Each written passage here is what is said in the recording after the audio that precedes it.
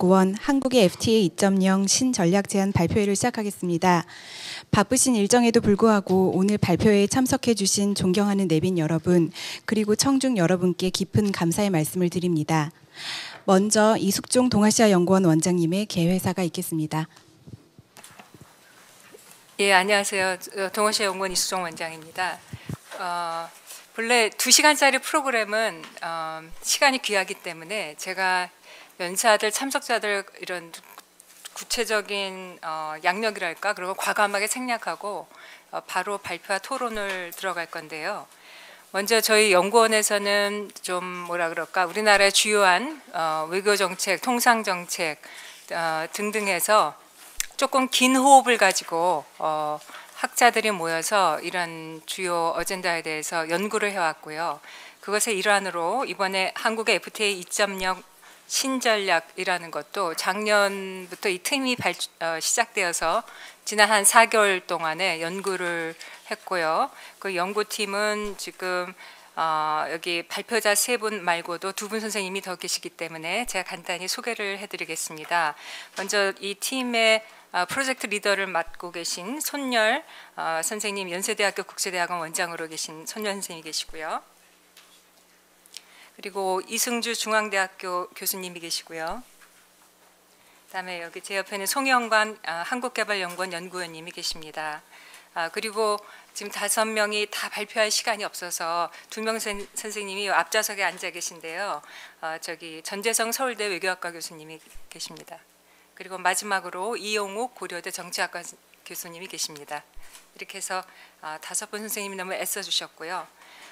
오늘은 여기 또 플로어에는 하영선 동아시아 연구원 이사장님을 비롯해서 또 김인철 성균관대학교 경제학과 교수이자 현재 경제학회 회장을 맡고 계신 김 교수님도 오셨습니다. 그리고 다른 선생님들도 많이 참석해 주셨고요. 오늘은 굉장히 재미있는 토론이 될 것 같은데 저희 토론자가 그 6분이 다 이 분야에서 진짜 최고의 또 전직 현직 담당자로 비롯해서 또 지금 많은 연구 업적을 쌓고 계신 분들이 있으세요. 그래서 제가 토론에 나와 있는 그냥 그 순서대로 간단히만 말씀드리겠습니다. 뭐 김현종 전 외교통상부 통상교섭 본부장께서는 뭐 이미 제가 좀 전에 농담을 드렸는데 한국 FTA 1.0을 건축가로서 굉장히 많은 업적을 쌓으셨고 또 이 분야에 대해서 좋은 제안을 해주실 것 같습니다. 그리고 김형주 LG경제연구원 연구위원께서는 LG경제연구원뿐만 아니라 현재 법무부 등등에서 정책자문을 굉장히 활발하게 하고 계시고요. 그다음에 박성훈 고려대 국제대학원 교수님께서도 한독 경상학회 회장을 맡고 계시고 다양한 정책 연구 활동을 하고 있습니다.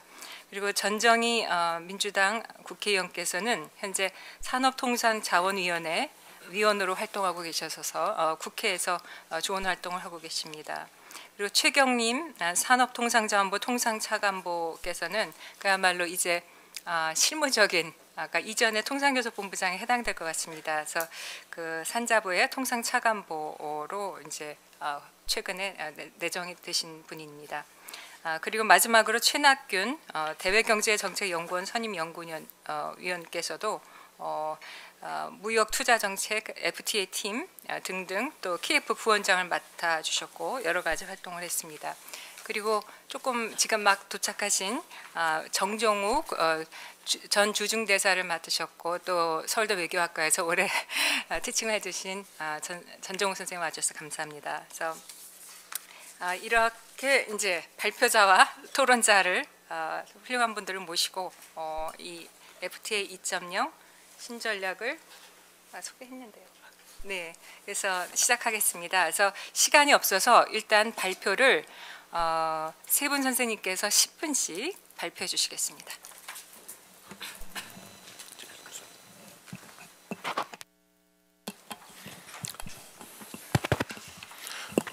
네, 안녕하세요. 손열입니다. 제가 이 지금 FTA 2.0이라는 그 프로젝트 대해서 간단히 그 개요를 말씀드리고 왜 이 연구를 시작을 했는지, 그리고 저희가 그 생각하고 있는 그 주요한 그 문제점들, 그 다음에 그것을 극복하기 위한 방안에 대한 그 서론 파트를 제가 간단히 한 7, 8분 정도로 해가지고 말씀을 드리겠습니다.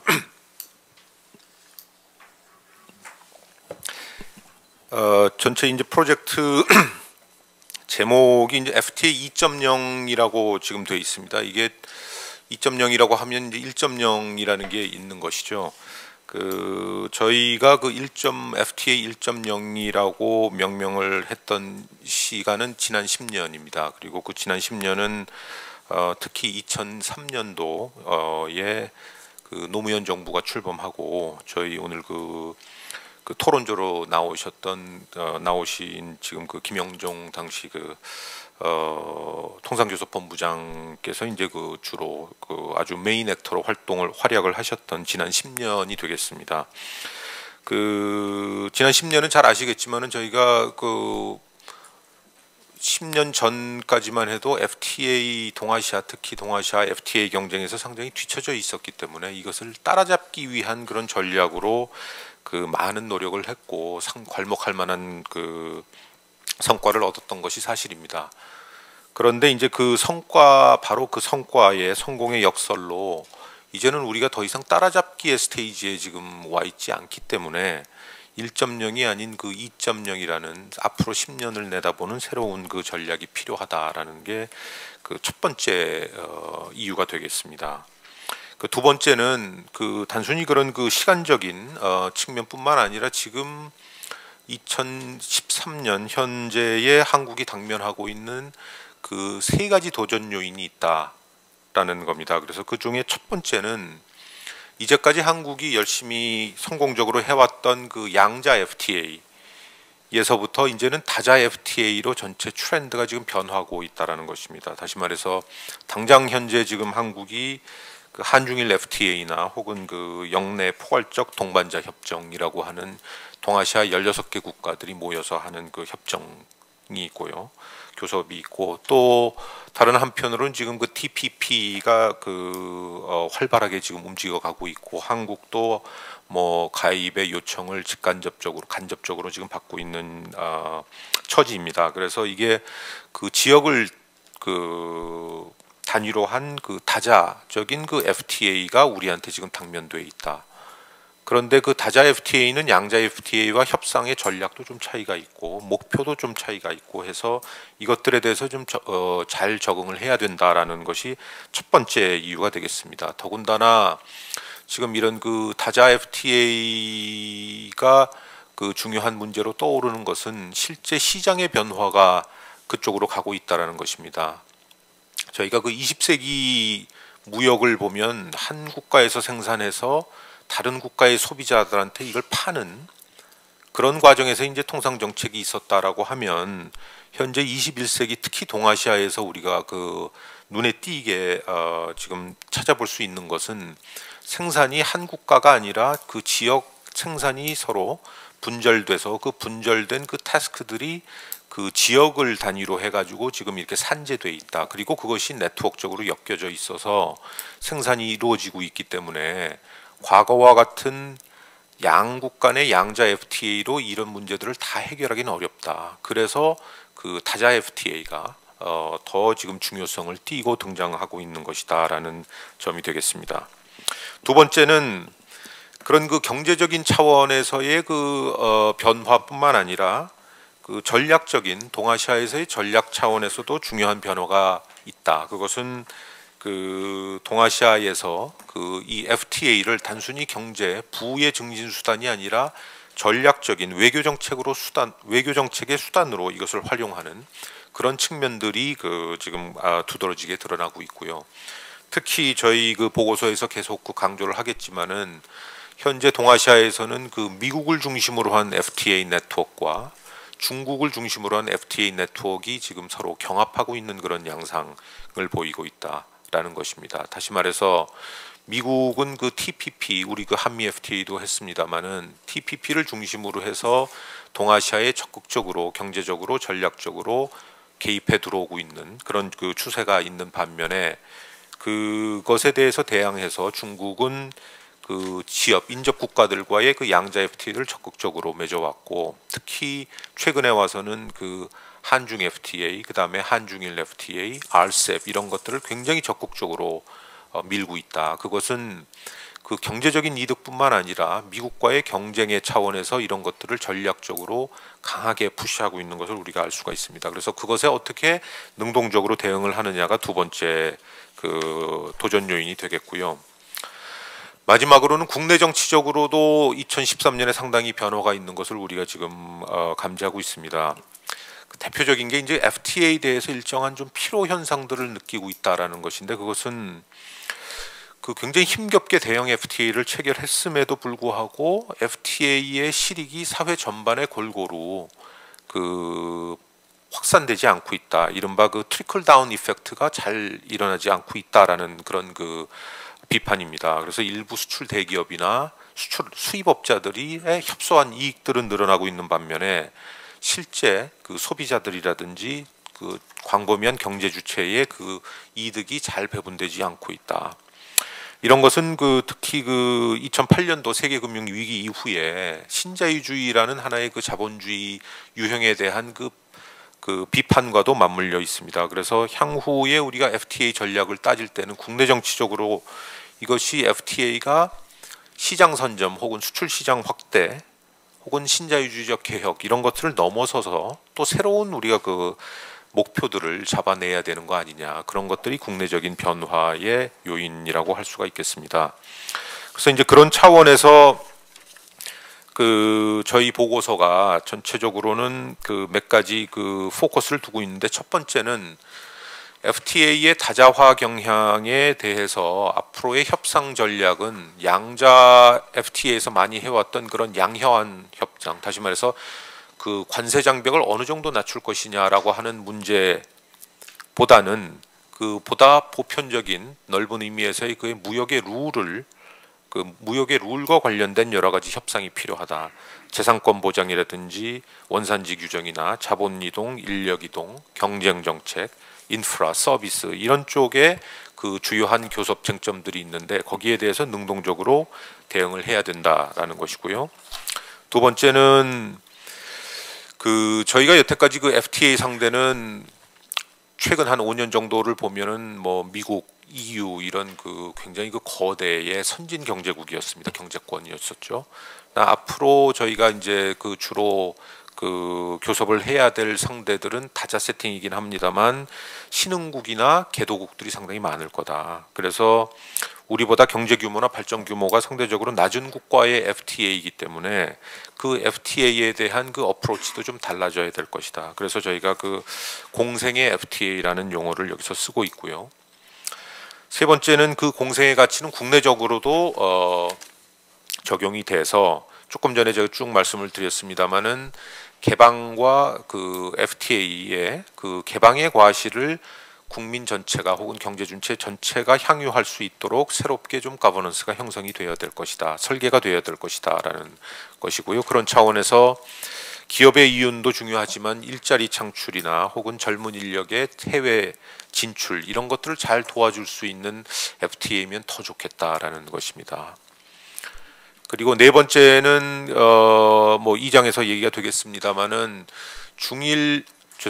미중 간의 그런 그 전략적인 경쟁, FTA를 둘러싼 전략적 경쟁 속에서 한국이 어떤 포지셔닝을 취하고 어떤 역할을 해야 될 것이냐에 대한 그 진지한 그 성찰이 필요하고 전략이 필요하다. 그래서 저희가 여기에서 그 FTA를 활용해서 동아시아의 그 어떻게 보면은 그 주요 국가들 사이의 불신과 갈등을 이걸 평화적으로 관리할 수 있는 그런 체제적인 유연성을 확보할 수 있도록 FTA를 잘 활용할 수 있는 방안을 마련해야 될 것이다라는 얘기를 하게 됩니다. 그래서 간단히 이제 그 마지막으로 정리를 하면, 저희가 2.0이라고 명명했습니다만 이것이 지난 10년의 1.0에 대한 앞으로의 10년이라고 해서 2.0이라고 부르긴 했습니다만, 그와 동시에 또 2.0 네트워크 2.0에서의 그 2.0이라는 의미를 잘 살리고 싶다. 그래서 그 FTA라는 그 열린 플랫폼 하에서 더 많은 행위자들이 참여하고 더 많이 경제 주체들이 공유하는 그런 FTA를 앞으로 만들어 나가야 되겠다라는 그런 원칙을 여기에서 그 제시를 하고 있습니다. 그래서 그 원칙에 따라서 저희가 뭐 강령이라는 표현을 붙였습니다만 이 표현이 조금 어색하시더라도 사실은 그 지난 연말에 저희가 그 한국 외교 그 전략을 지난 그 FTA 죄송합니다 EAI에서 제시를 할 때 그때도 10대 강령을 저희가 발표를 한 바가 있습니다. 그래서 그것에 준해서 저희 그 FTA에서도 앞으로 향후 FTA의 주요 강령으로 한 7가지를 저희가 제시를 하고 있습니다. 서론을 대신해서 이상으로 마치겠습니다. 감사합니다. 네, 감사합니다. 다음에는 이승주 선생님께 두 번째 발표를 부탁드리겠습니다.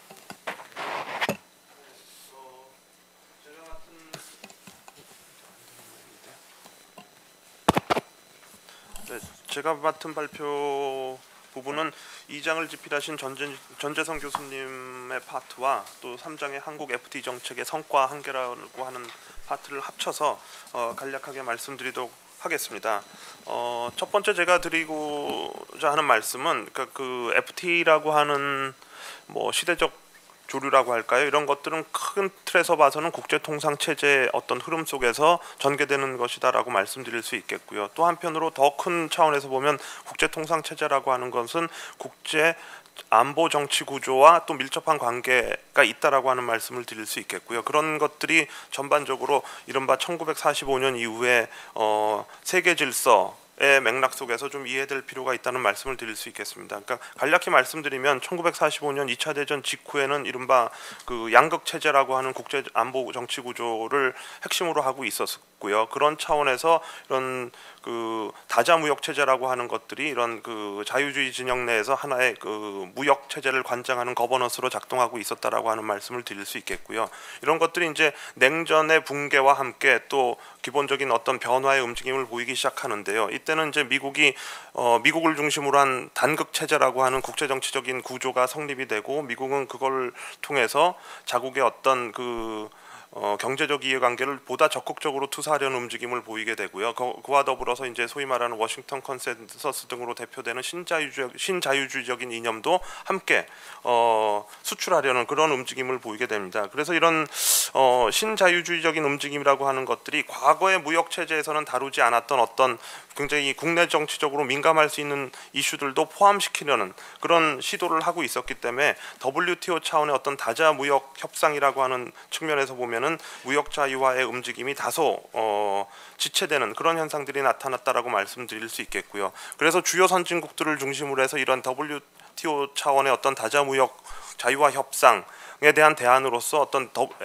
양자적 FTA에 대한 어떤 움직임들이 나타나기 시작했고요. 그런 것들이 이제 1990년대 이후 2000년대 초중반까지 어떤 커다란 하나의 흐름으로 보이기 시작한다라고 말씀드릴 수 있겠습니다. 그래서 한국 같은 경우에도 이러한 통상 체제 변화라고 하는 측면에서부터 자유로울 수 없었던 것은 너무도 당연하고요. 그런 과정에서 1990년대 말부터 FTA의 움직임에 본격적으로 동참하게 됩니다. 사실 한국의 FTA 동참이라고 하는 것은 다른 어떤 국가들과 비교했을 때는 조금 늦은 측면이 없지 않았고요.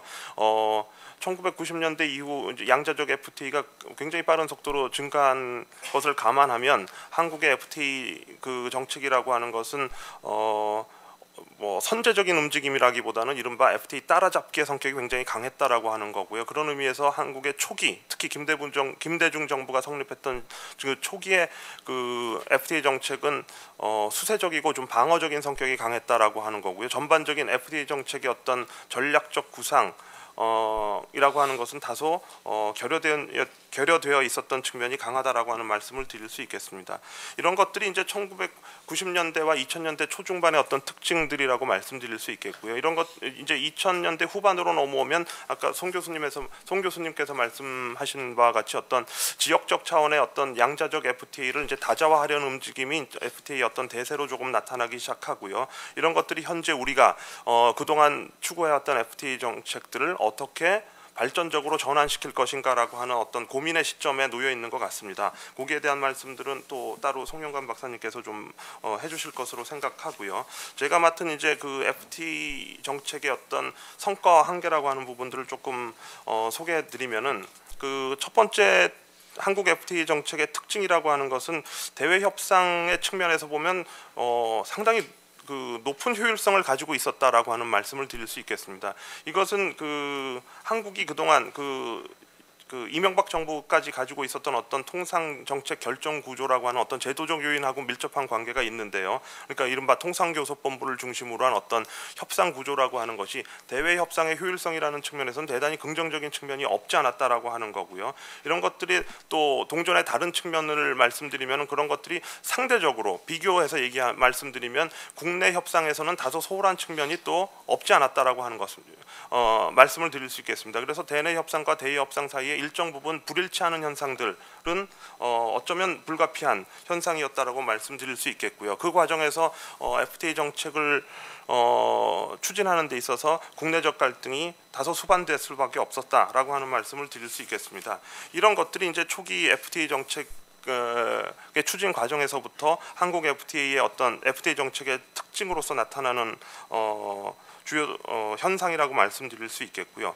이거와 관련해서 나타나는 또 하나 특징이라고 하는 것은 한국 그동안 역대 정부가 FTA를 추진하면서 소위 말해서 FTA의 피해 집단에 대한 보상을 지급하는 그런 형태의 특징들이 발견된다라고 하는 것입니다. 그러니까 대외 협상을 굉장히 효율적으로 추진하다 보니까 국내적인 협상이 상당히 소홀해진 측면이 있었고요. 그렇다고 해서 피해 집단이 사라지는 것은 아니고요. 피해 집단이 어떤 형태로건 이제 자신들의 목소리를 내기 시작하는데 이게 통상 정책의 결정 구조의 특성상 FTA 정책에 대개 후반부에서 이런 집합된 형태의 목소리들을 내기 시작했다라고 하는 거고요. 대개 그런 것들이 협정의 서명 단계라든지 비준 단계에서 나타나기 시작하는 거고 이런 것들은 정부나 국회 모두 대개 피해 집단에 대한 보상, 특히 직접 보상을 지급하는 형태로 해결해온 측면이 없지 않았었다라고 하는 것입니다. 이런 것들이 그 국내 정치적인 면에서 보면 다소 FTA 정책이 이제 정치화되는 그런 측면들이 있었다라고 하는 말씀을 드릴 수 있겠고요. 또 하나 특징으로 말씀드릴 수 있는 것은 이제 그 노무현 정부에서 이제 FTA 로드맵이라는 것을 작성하게 되고요. 그거의 주요 내용은 이제 동시다발적 FTA 추진 전략과 거대 선진 경제권과의 FTA 추진 전략이라고 말씀드릴 수 있겠는데요. 물론 여기는 그 김현정 전 본부장님께서 와 계시지만은 이런 것들이 한국의 이른바 FTA 전략이라고 하는 것이 굉장히 구체화된 형태로 나타난 전략이 아닌가라고 하는 생각을 해볼 수 있겠고요. 이거를 통해서 한국이 글로벌 FTA 네트워크 속에서 이제 허브의 위치를 점하려고 한다는 그런 본격적인 구상이 이제 실현되기 시작하는 그런 단계라고 말씀드릴 수 있겠습니다. 그래서 동시다발적 추진 전략이라고 하는 것은 가능한 한 다수의 국가들과 많은 FTA를 체결함으로써 FTA 네트워크 속에 굉장히 그 유리한 위치를 점하자라고 하는 것이겠고요. 거대 선진 경제권과 FTA 추진 전략이라고 하는 것은 FTA의 실질적 효과를 기대할 수 있는 국가들과의 FTA를 선제적으로 체결하자라고 하는 것이고요. 이런 것들이 서로 상호 보완적인 측면이 있어서 원래 기대했던 원래의 목표들을 일정 부분 달성한 측면이 있다라고 하는 말씀을 드릴 수 있겠습니다. 그 과정 속에서 이제 한미 FTA라고 하는 것도 추진되었다라고 하는 말씀을 드릴 수 있겠고요. 한미 FTA가 갖는 특수성이라고 하는 것은 앞서 말씀드린 어떤 거대 선진 경제권과의 FTA 전략이라고 하는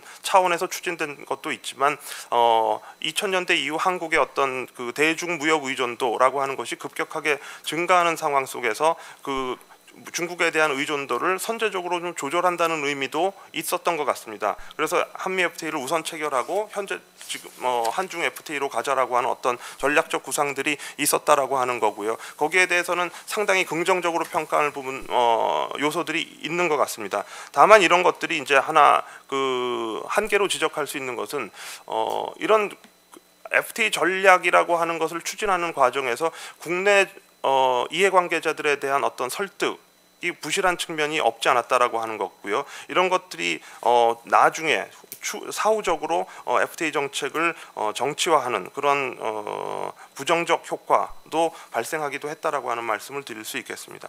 다음으로 드릴 말씀은 이제 그 FTA 허브 전략과 FTA 다자화라고 하는 건데요. 한국이 최근까지 추진했던 FTA 전략이라고 하는 것은 이른바 허브 전략입니다. 그러니까 FTA라고 하는 것들이 일종의 네트워크 구조를 형성하고 있는 것이고요. 그런 네트워크 속에서 한국이 허브의 위치를 점하는 것이 굉장히 중요하다라고 하는 그런 전략이었습니다. 그래서 그런 허브 전략 자체는 대단히 성공적이었다라는 말씀을 드릴 수 있겠고요. 그런 것들이 무슨 단순히 좋은 위치를 점하고 있을 뿐만 아니라 실질적으로 허브의 역할을 할 수 있다라고 하는 측면에서는 긍정적이다라고 하는 말씀을 드릴 수 있겠습니다. 다만 이와 관련해서 문제점으로 지적할 수 있는 것은 허브 효과가 과연 실제로 발생하고 있느냐라고 하는 것이죠. 그러니까 FTA로 인한 실질적인 효과를 우리가 얼마나 거두고 있느냐라고 하는 점들을 한번 검토해 보아야 될 텐데요. 물론 개별 FTA들을 우리가 검토해 보면 일부 FTA에서는 상당히 무역이 증대되는 그런 효과들이 발생한다라고 하는 것들이 기존 연구들의 보고 결과들입니다. 근데 다만 이런 것들이 무역 창출 효과에 의한 것인지 무역 전환 효과에 의한 것인지는 아직 조금 더 구체적으로 따져봐야 한다는 연구 결과들이 많이 나와 있고요. 무역 전환 효과에 의한 것일 수도 있다라고 하는 그런 추정을 하는 연구들도 다수 나와 있다라고 하는 거고요. 다만 또 하나 지적드릴 수 있는 것은 이런 FTA라고 하는 것은 앞서 손 교수님께서도 말씀하셨지만 단순히 무역 자유화에만 목표가 있는 것이 아니라 투자 등 서비스 등등 다른 광범위한 분야의 어떤 자유화도 목표로 하고 있는 것인데 그 분야에서 효과가 충분히 발생하고 있느냐라고 하는 데 대해서는 아직 확정적인 결론을 내리기 어려운 측면이 있다라고 하는 말씀을 드릴 수 있겠고요. 또 하나 우리가 지적할 수 있는 문제점으로는 우리가 많은 FTA를 체결했지만 FTA 활용률이라고 하는 것은 그리 높지 않다라고 하는 평가가 지배적이라고 하는 것이고요. 물론 이건 우리나라만의 문제는 아닙니다. 동아시아 국가들이 공통적으로 겪고 있는 문제이기도 한데요. 예를 들어서 한 연구에 따르면 동아시아 기업들을 대상으로 한 설문조사에 따르면 약 FTA의 활용률이 대략 22%에 그치고 있는 것으로 나타난다라고 알려져 있고요. 한국은 이 평균치보다 조금 낮은 21% 정도의 FTA 활용률을 기록하고 있다라고 하는 보고가 있습니다. 물론 일부 FTA에서는 예를 들어 한칠레 FTA나 한미 FTA의 활용률 같은 경우에는 이보다 훨씬 높은 것으로 나타나고 있지만 전반적으로는 활용률이 그리 높지 않은 것으로 나타난다라고 하는 거고요. 앞으로 이 허브 전략의 어떤 실질적인 효과라고 하는 것은 이런 FTA 활용률을 우리가 어떻게 높일 것인가 하고 밀접한 관계가 있다라고 하는 말씀을 드릴 수 있겠고요. 또 하나 이런 허브 전략의 어떤 가능성 또 효과라고 하는 것이 극대화되려면은 현재 지금 급박하게 진행되고 있는 이런 FTA 다자화 하고의 어떤 조화, 양립 이런 것들이 굉장히 중요하다라고 하는 말씀을 드릴 수 있겠습니다. 사실 한국은 FTA 허브 전략을 대단히 성공적으로 실행했지만 FTA 허브 전략 이후에 FTA 다자화는 어떻게 이끌고 갈 것인가에 대해서는 아직 그 전략이 구체화되어 있는 것 같지 않습니다. 이것은 FTA 허브 전략을 포기하고 다자화로 가라는 것이 아니라 기본 FTA 허브 전략 위에 FTA 다자화라고 하는 것을 어떻게 양립시킬 것인가라고 하는 문제라고 말씀드릴 수 있겠고요. 마지막으로 드릴 수 있는 말씀은 물론 일부 FTA이긴 합니다만 한국의 FTA 추진 과정에서는 경제와 안보가 연계되는 에코노믹 시큐리티 넥서스라고 하는 현상들이 발견된다라고 하는 거고요. 이런 것들은 FTA 다자화 과정에서는 보다 본격적으로 나타날 것이라고 생각이 됩니다. 이 전형적인 사례가 바로 한미 FTA라고 말씀드릴 수 있겠는데요. 그러니까 경제와 안보가 연계되는 현상들이 이 한미 FTA 추진 과정에서 나타났고요. 물론 이것은 경제적인 효과 면에서도 개방형 통상국가를 실현하는 데 있어서 한미 FTA가 중요하다라고 하는 노무현 정부의 판단이 있었고요. 근데 그거를 더 넘어서 한미 FTA가 바로 한국과 미국 간의 포괄 동맹이라고 하는 목표를 이루는데 긍정적 기능을 할 것이다라고 하는 어떤 전략적 판단이 있었습니다. 그런 거를 통해서 바로 경제와 안보가 연계되는 현상들이 나타났다라고 하는 것이고요. 그러나 이런 것들이 안보와 경제를 연결하는 데 있어서 역시 국내적인 설득이라고 하는 것들은 다소 부족한 측면이 없지 않았다라고 하는 거고요. 그런 이유로 해서 결과적으로 한미 FTA의 추진 과정이 국내적으로 정치화된 측면이 있다라고 하는 것입니다. 다시 말해서 FTA는 어떻게 보면 경제적인 문제인데, 다시 말해서 FTA에 관한 찬성과 반대가 경제적인 문제로, 경제적인 관점, 이해관계로 갈리는 것이 아니라 사회 문제, 정치 문제를 포괄한 어떤 총체적인 그 이해관계라고 하는 관점에서 이런 것들, 한미 FTA에 대한 찬반이 재형성되는 그런 결과가 초래되었다라고 하는 것이고요. 그래서 이런 안보와 경제를 연계하는 데 있어서는 보다 조금 신중한 접근이 필요하다라고 하는 어떤 교훈을 얻을 수 있을 것이라는 생각을 할 수 있겠습니다. 제 발표는 여기서 마치도록 하겠습니다. 네, 감사합니다. 그럼 마지막 발표는 송영관 연구위원님께서 해주시겠습니다. 네, 제가 발표할 부분은 쟁점과 전략 부분인데, 이 부분은 저하고 그 이용욱 교수님하고 이승주 교수님이 이제 같이 작업한 내용을 제가 말씀을 드리겠습니다. 일단 쟁점과 전략 부분을 우리가 할 때 가장 중요하게 생각할 부분으로 세 가지를 들 수가 있을 텐데, 일단 처음에 이제 중국의 부상으로 인해서 지금 FTA가 이제 블록화로 이렇게 가고 있다는 그런 점. 그 다음에 우리가 기존의 그 아세안을 빼놓고는 선진국들하고 FTA를 맺었지만 이제 앞으로 우리가 그 나가야 될 FTA는 많은 그 개도국들이 포함되어 있다는 점. 그 다음에 세 번째로 있는 FTA가 이제 향후 한국 경제가 점점 활력을 잃어가고 있는 그런 염려가 많은데요. 이런 부분에 대해서 FTA가 궁극적으로 좀 한국 경제 활성화를 주는 그런 방향으로 FTA가 나가줘야 된다는 점, 이 세 가지 점을 염두에 두고 7개 그 강령을 저희가 그 생각을 해봤습니다. 첫 번째는 이제 개방과 참여의 FTA인데요. 일단은 지금 이제 크게 생각을 해보면 미국 중심의 그 지금 TPP가 그 진행이 되고 있고요. 그 다음에 6월부터 미국과 EU의 그 FTA인 TTIP가 또 이제 진행이 될 겁니다.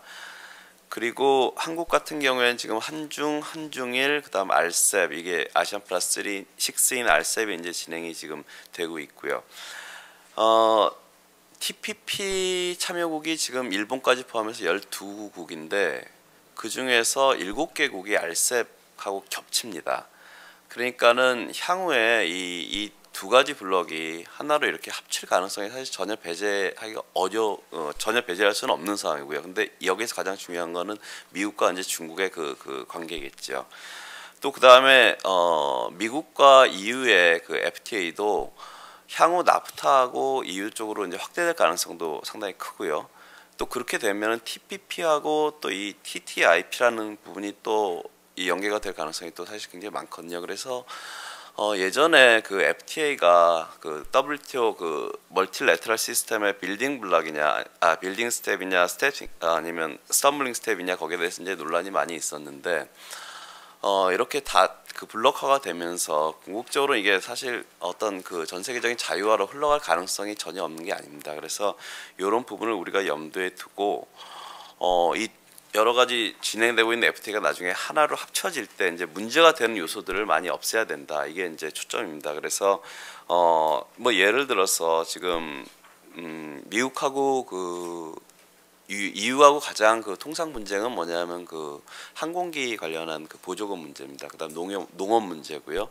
이런 부분들이 TTIP에서 어떤 규범이 만들어진다면 이게 국제 규범으로 이제 발전할 가능성이 굉장히 큽니다. WTO 규범 자체도 뭐 아시다시피 40년대 GATT가 만들어지고 그 이후에 이제 뭐 WTO가 오면서 여러 가지 농업이라든가 여러 가지 분야별 보조금이라든가 분야별로 이제 협정이 만들어져 있지 않습니까? 그리고 지금 서비스에 대해서는 개치 협정이 있지만 그 내에서 사실 구멍들이 굉장히 많은 상태고요. 앞으로 계속 이런 규범들이 이제 발전이 돼야 될 겁니다. 그래서 이런 부분에 대해서 향후 그 FTA에서의 그 논의가 굉장히 중요할 것 같은데 우리는 그 RCEP에 지금 TPP라든가 뭐 TTIP 이쪽은 우리가 참여하고 있지는 않지만 이쪽의 논의 과정을 우리가 잘 팔로우해가지고 RCEP에 그쪽 그 규범하고 이쪽이 나중에 통합이 될 때 별로 문제가 없는 그런 역할을 하는 게 굉장히 중요할 것 같습니다.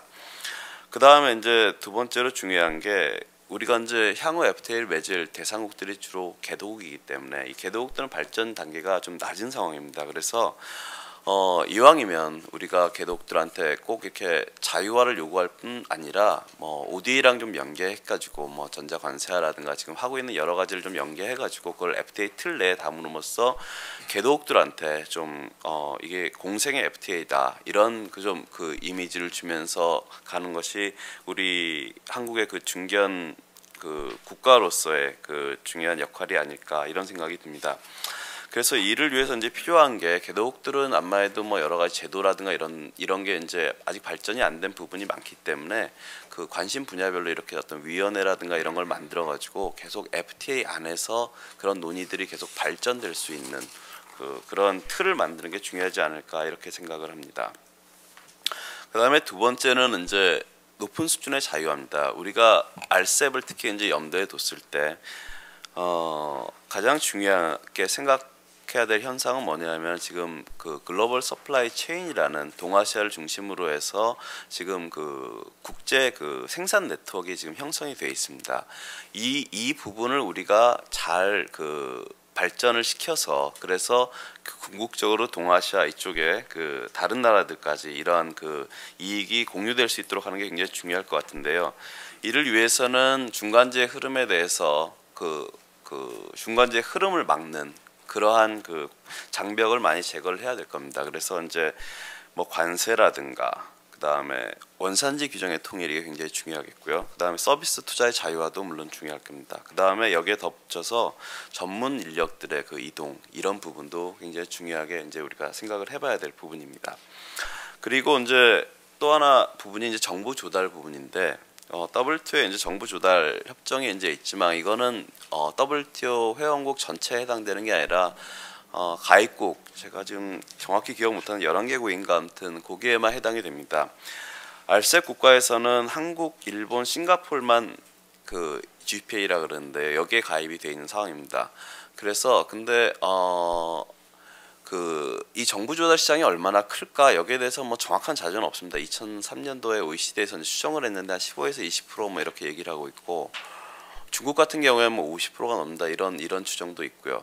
근데 이제 개도국 같은 경우에 특히 이 정부 조달 시장이 굉장히 크기 때문에 정부 조달 시장에 사실 개방이 없이 그냥 일반 시장만 개방한다면 그 뭐 50%라 생각했을 땐 사실 경제의 반만 개방하는 그런 효과밖에 없는 것입니다. 그래서 이 정부 조달 시장 이 부분을 어떻게 해야 될까 이것도 굉장히 중요하고요. 근데 WTO에 그 GPA가 있기 때문에 이 부분과 어떻게 연계시켜 나갈까 이것도 큰 숙제라고 생각을 합니다. 그 다음에 이제 중요한 부분이 이 투명성 그리고 경쟁 정책, 지식재산권, 환경 정책 이런 부분에 대한 그 제도의 그 선진화 부분인데 특히 투명성 부분이 이제 중요하게 생각이 되는 부분은 일단 그 무역을 방해하는 요소가 직접 장벽이 있고 간접 장벽이 있습니다. 그러니까 직접 장벽이라는 거는 뭐 관세, 보조금, 비관세 장벽 뭐 이런 것들이 이제 되겠고요. 간접 장벽이 바로 이 규제의 불투명성입니다. 우리나라가 지금 그 예를 들어서 그 외국인 투자가 GDP 대비 그렇게 큰 부분이 아닙니다. 그 역할을 많이 들어오질 않고 있는데 많은 부분은 규제의 불투명성을 얘기를 하고 있습니다. 그러니까 우리나라 규제의 불투명성, 그 다음에 규제의 예측성이 떨어진다. 그걸 굉장히 이제 지적을 하고 있는데 개도국에 있어서 이런 문제는 더 심각할 겁니다. 그래가지고 이 부분에 대해서 우리가 지금 현재 시스템 내에서의 그 일단 규제의 투명성도 중요하고 또 어떻게 이 투명성을 계속 높여 나갈까. 그래서 이제 서비스 같은 경우에는 네거티브 리스트 방식이 사실 규제의 투명성에는 굉장히 좋은 방식이고요. 그리고 또 서비스 같은 경우에는 그 시장 개방 이슈하고 내외국인 차별 이슈 이 두 가지는 지금 WTO에서 다루고 있는데 사실 서비스 그 규제에 가장 큰 영향을 미치는 국내 규제 부분에 대해서는 사실 규범이 없는 상황입니다. 그래서 이런 국내 규제 부분에 대해서 어떻게 투명성을 확보할지 이런 게 굉장히 중요한 그런 요소로 이제 볼 수 있겠습니다. 근데 이제 후진국 같은 경우에, 개도국 같은 경우에 특히 아직 그 제도가 좀 명확하지 않은 경우가 많고 선진화가 덜 돼 있기 때문에 이런 부분에 대해서 역시 그 위원회 같은 걸 만들어 가지고 이렇게 지속적으로 갈 수 있는 그러한 그 틀을 만드는 게 중요하지 않을까 생각합니다. 그리고 경쟁 정책, 뭐 지식재산권, 환경 정책 이런 부분도 이제 중요한 부분이고요. 그 다음에 이제 어떤 FTA에 우리가 초점을 많이 맞춰야 될까? 그래서 지금 FTA 뭐 한중일, RCEP, TPP 이 세 가지를 생각을 해봤을 때 일단은 지금 현재 협상이 진행되고 있는 게 한중일하고 RCEP입니다. 뭐 이게 빨리 될 거라고는 생각하시는 분은 많지 않을 겁니다. 그리고 TPP에 대해서 지금 미국에서 요청이 굉장히 많은 상황이고요. 그럼 이걸 어떻게 해야 되느냐? 일단은 협상은 우리 혼자 하는 게 아니기 때문에 상대국의 여건에 따라서 이제 진행 속도가 다 달라지겠죠. 근데 TPP 같은 경우에는 우리가 추가로 그 협상의 인풋이 추가로 들어가야 될 우리가 좀 이렇게 좀 할 수 있는 그 인풋 여지가 상당히 적은 상황입니다. 그래서 우리는 이 한중일하고 RCEP 부분을 어떻게 잘 디자인해서 갈지 여기에 좀 초점을 맞추는 게 좋지 않을까 이렇게 생각을 하고요. 그 다음에 중견국 가교 외교로서 이제 이 FTA를 생각을 하는데 물론 FTA가 과연 그 평화라든가 뭐 이런 수단으로 적합한 거냐 여기에 대해서 논란의 여지가 있습니다. 근데 우리가 EU 통합을 생각을 해보면 결국은 그 2차 대전 이후에 그런 EU의 전쟁을 막자는 취지에서 시작된 게 그 EU의 통합이었지 않습니까? 그래서 궁극적으로 RCEP이라든가 뭐 이런 부분도 결국은 그런 개념이 좀 들어갈 수 있을 것 같고요. 특히 미국과 중국 간의 그런 요소에서 우리가 만약에 TPP도 참여하고 RCEP도 참여한다 그러면 우리가 그런 가교 역할, 두 나라의 거기서 가교 역할을 할 수 있지 않을까 이렇게 생각을 합니다.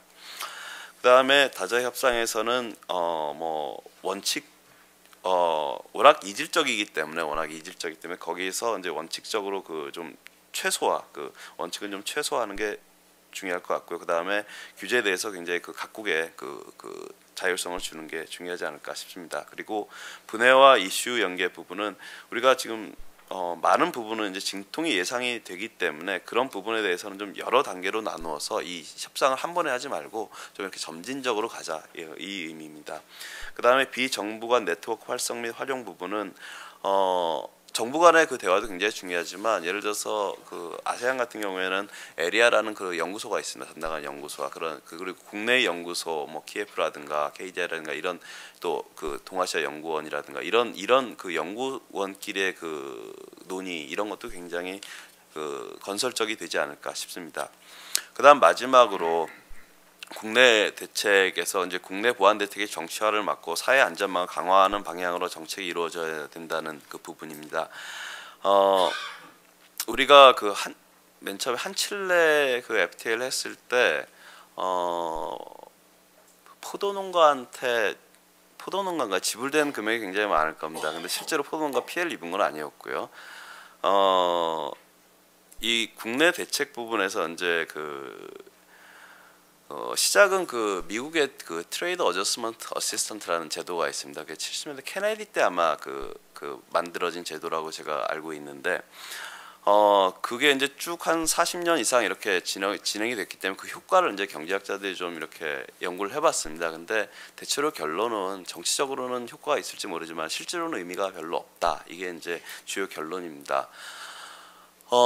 무역의 이익을 우리가 생각을 해봤을 때 예전에 뭐 여러 가지 이유가 있었는데 2000년 이후에 이제 무역이 어떻게 그 한국의 경제의 생산성을 높이느냐 이 메커니즘이 뭐냐 여기서 이제 그 나온 얘기가 뭐냐면 무역은 한계 기업들을 도태시키기 때문에 한계 기업들이 결국 그 일국의 생산성을 낮추는 그러한 역할을 많이 하고 있는데 이런 한계 기업들을 도태시킴으로써 결국 생산성이 올라간다. 이 메커니즘이 이제 그 국제무역 이론에서 잘 지금 확립이 되어 있는데요. 실제로 경제 활성화를 위해서는 이렇게 좀 한계 기업이 도태될 필요가 있습니다. 그 대신 여기에 근로자들에 대해서는 재교육이라든가 이런 재취업 기회를 부여함으로써 이분들이 그 새롭게 많이 발전되는 그런 쪽으로 이렇게 가는 그 통로를 만들어줘야 됩니다. 근데 우리나라는 지금 그 한미 FTA 이후에 여러 가지 국내 보안 대책을 많이 만들었는데 대부분 다 기업 지원입니다. 망하는 기업. 그러니까 한계 기업이 도태가 안 돼요. 근데 이 부분을 사실 의미가 있게 하려면은 노동자 지원으로 바꿔줘야 됩니다. 그러니까 노동부에서 어떤 교육 시스템이라든가 이런 쪽으로 지원이 많이 가줘야지 이게 의미가 있는 건데, 우리나라 같은 경우에는 노동부 쪽의 예산은 굉장히 적고 거의 대부분 그 산업자원통상부의 예전에 그 산자부 거기에 굉장히 예산이 많이 가 있습니다. 그래서 이런 부분이 좀 문제가 있다고 생각을 하고, 그래서 이런 재교육, 사회 안전망 이런 걸 통해서 그 국내 대책을 보완을 해야지, 이런 기업 지원을 통해서 한계 기업의 도태를 막는 그러한 그 정책은 한국 경제의 그 앞날을 위해서 결코 바람직하지 않다, 이렇게 생각을 합니다. 이상 발표를 마치겠습니다. 네, 세 분 선생님 감사합니다. 지금 토론자가 왼쪽 오른쪽으로 세 분씩 앉아 계신데요. 일단 안쪽부터 시작하겠습니다. 그래서 첫 번째 이제 김현종 선생님과 최경림 산자부 통산차관보님께 뭔가 좀 1.0의 건설자로서 또 2.0을 실시하실지 현재 책임을 맡고 계신 두 분께 토론을 부탁드리겠습니다. 김현종 선생님 먼저 시작하시죠. 예, 감사합니다. 발표 세 분 발표 다 잘 들었습니다. 시간상 제가 좀 간단히 그 말씀을 드리겠습니다.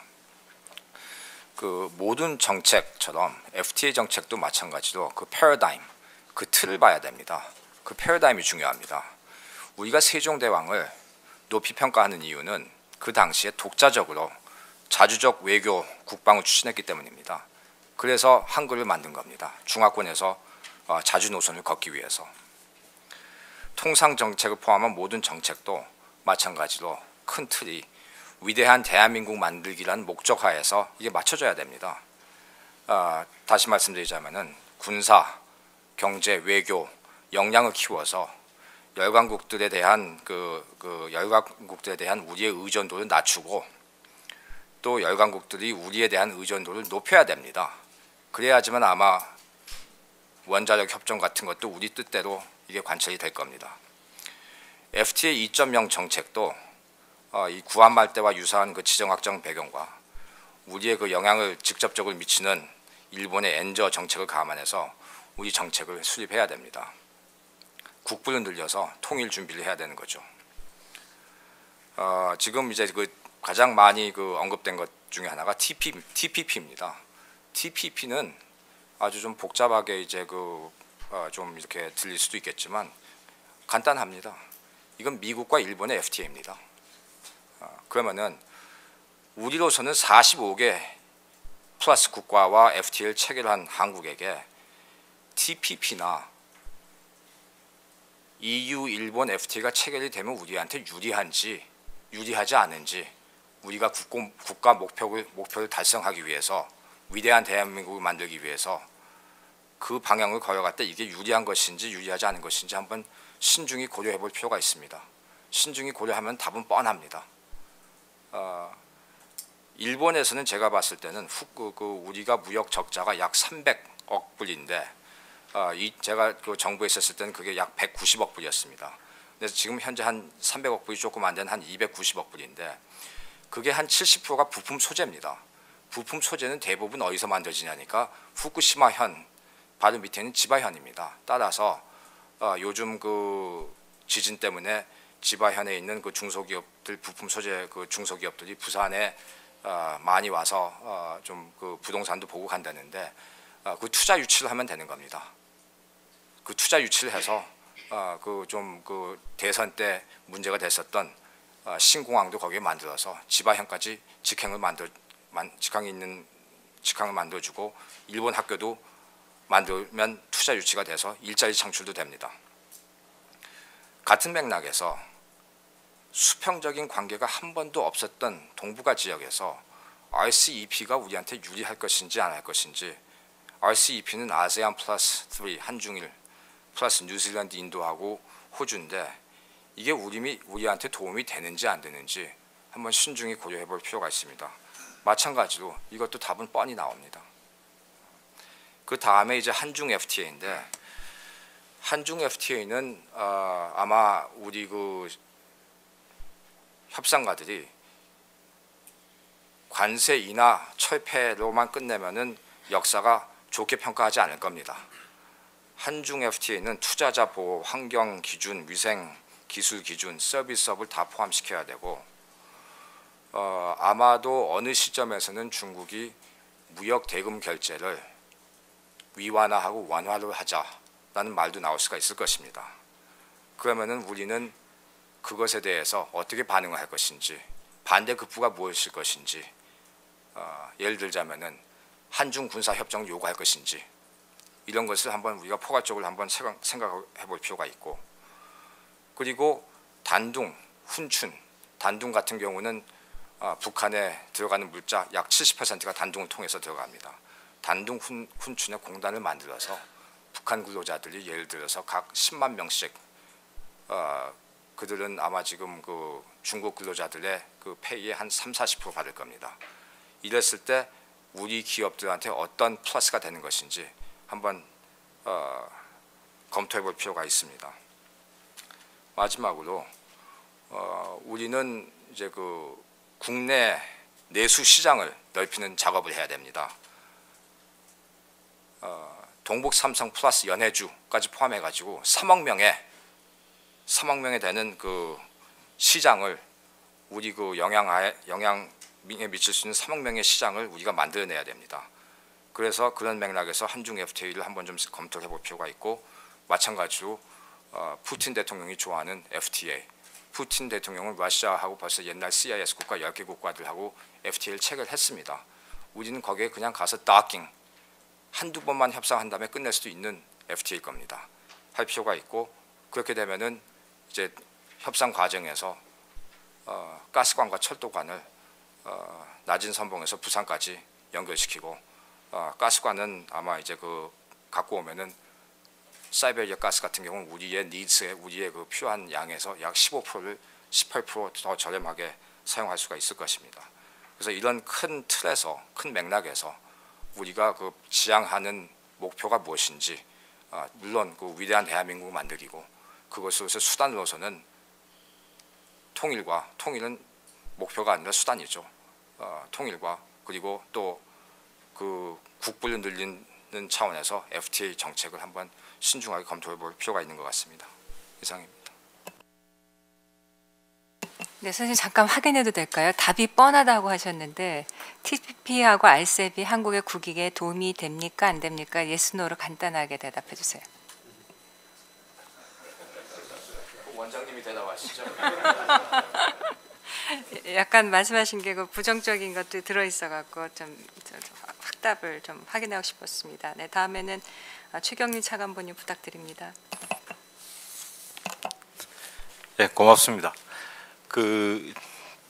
지금 정부가 신정부가 수립이 됐고, 또 그 정부 조직 개편 일환으로 통상 기능이 외교통상부에서 그 산업통상자원부로 옮겨갔습니다. 그래서 그런 측면들을 고려해서 지금 저희들이 신통상 정책이나 뭐 신통상 로드맵이라는 것을 만들어야 되겠다고 생각해서 지금 작업을 하고 있습니다. 물론 그 신통상 로드맵의 중요한 부분은 FTA 로드맵이 아마 될 것 같습니다. 그래서 오늘 그 발표해 주신 내용이 저희들한테 그 많은 참고가 될 것 같습니다. 이미 그 상당 부분은 저희들이 생각하는 거하고 방향이 일치하고 있습니다. 예를 들어서 아까 발표하실 때 과거 FTA 협상할 때 산업계 이익을 보다 충분히 덜 반영할 수 있었는데 좀 미흡한 점이 있다라는 이야기가 있었습니다만은 어차피 지금 산업을 담당하는 부서에서 통상을 하기로 돼 있기 때문에 그런 면에서는 앞으로 상당히 개선이 더 될 수 있을 것으로 생각합니다. 또 피해 집단과의 대화가 부족했다는 그런 지적도 하셨는데 저희들도 앞으로 그 이해 집단과 소통을 더해서 FTA나 통상 정책의 사회적 비용이 좀 줄어들도록 이렇게 노력을 할 예정입니다.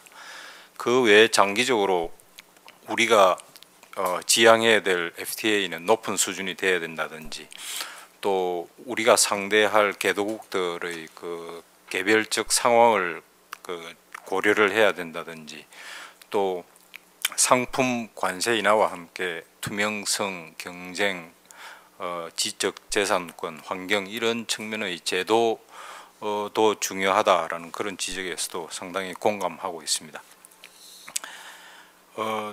정부 관계자로서의 발언은 여기까지만 하고 제 개인적인 입장에서 몇 가지 그만 코멘트를 하겠습니다.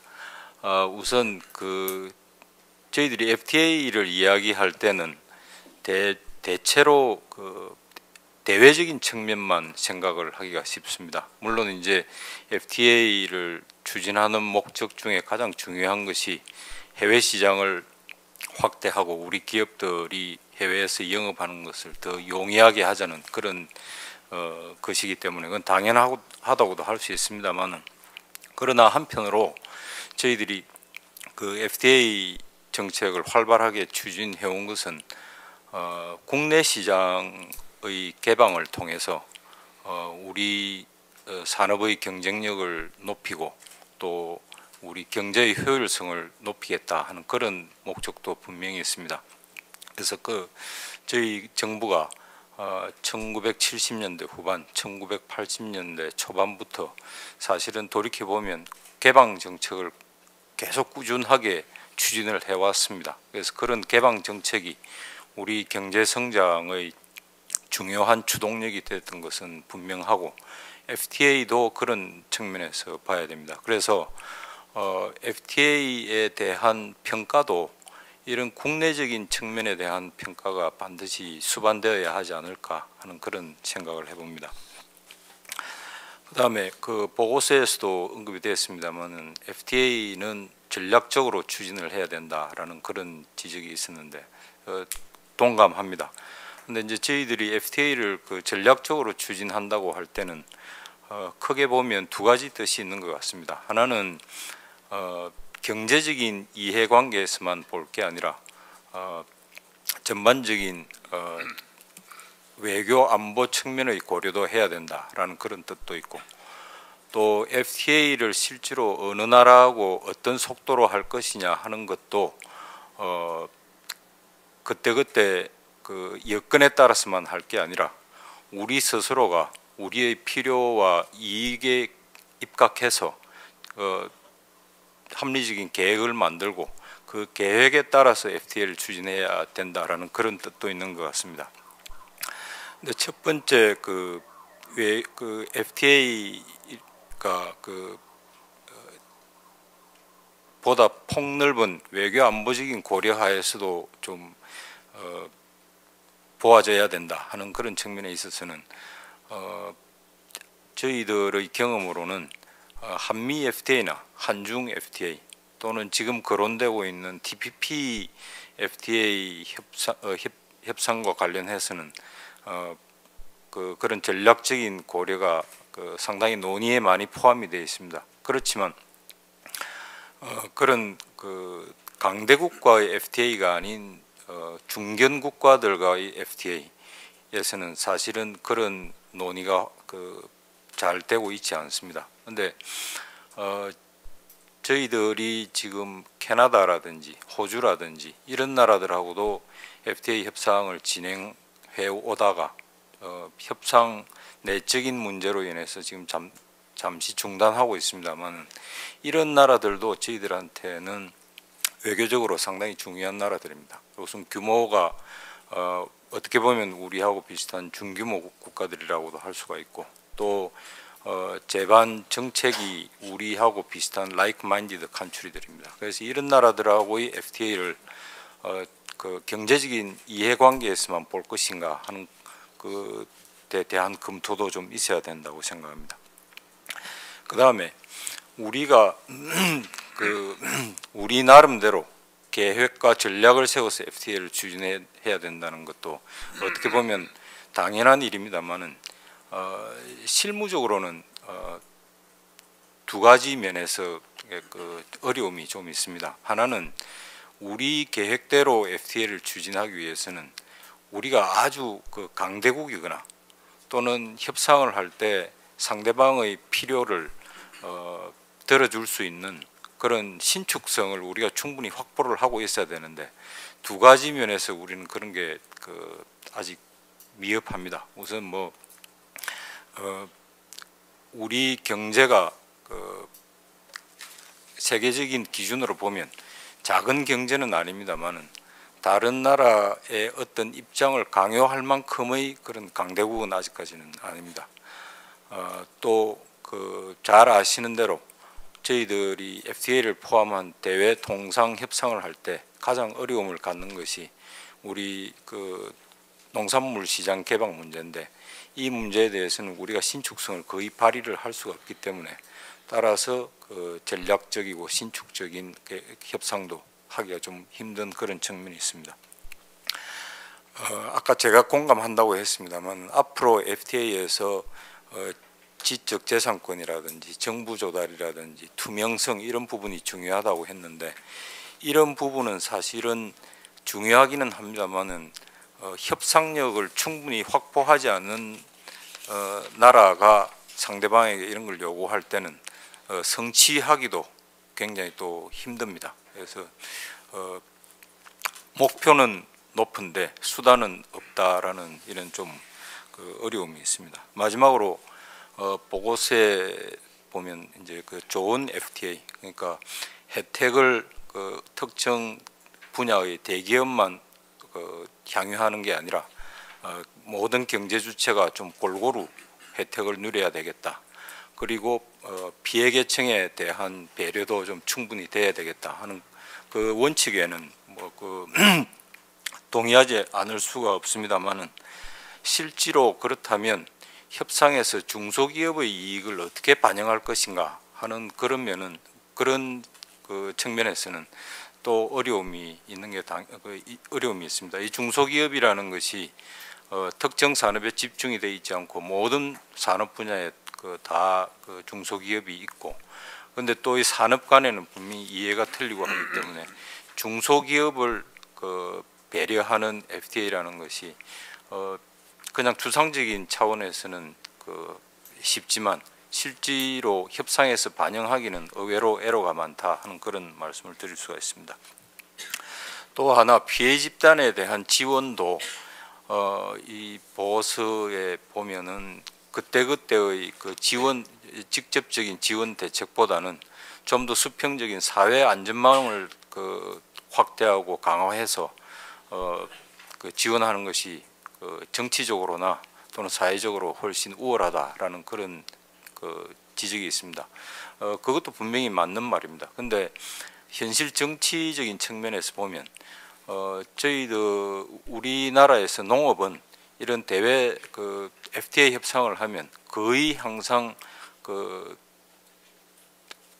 피해를 보는 그런 산업입니다. 그래서 이 항상 피해를 보는 산업을 수반하면서 협상을 완료하기 위해서는 그 피해 산업에 대해서 그때그때 그 피해에 상응하는 보상을 제공해야 정치적으로 이게 가능해집니다. 그래서 저희들이 정부에서 협상을 할 때마다 특정 협상을 대상으로 한 피해 대책을 수립하고 하는 것도 이런 정치적인 필요에 의해서 이루어지는 것 같습니다. 마지막으로 착한 FTA를 하는 것은 분명히 좋은데 이 착한 FTA를 자칫 잘못 해석하면 보호주의적인 정책으로 돌아가는 그런 상황도 나올 수가 있기 때문에 그런 측면은 앞으로 경계를 해야 되지 않나 하는 그런 생각을 합니다.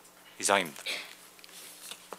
네, 다음에는 전정희 의원님께 부탁드리는데요. 보상 정책이라 주실 것 같습니다. 반갑습니다. 오늘 이 자리에 나와 보니까 정말 그 FTA에 대해서 아주 쟁쟁하신 분들이 다 오신 것 같습니다.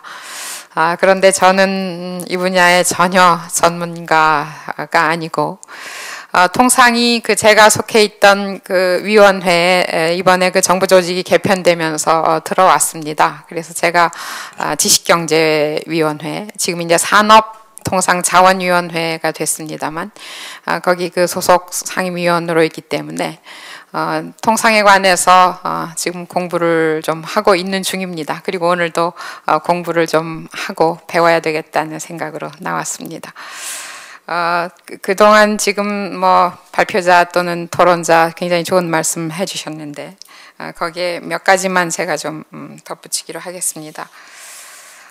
사실 지금까지 그 동시다발적으로 FTA가 추진이 되어 왔습니다만 사실 상당히 그 과정에서 많은 사회적인 갈등과 피로감이 나타났던 것도 사실입니다.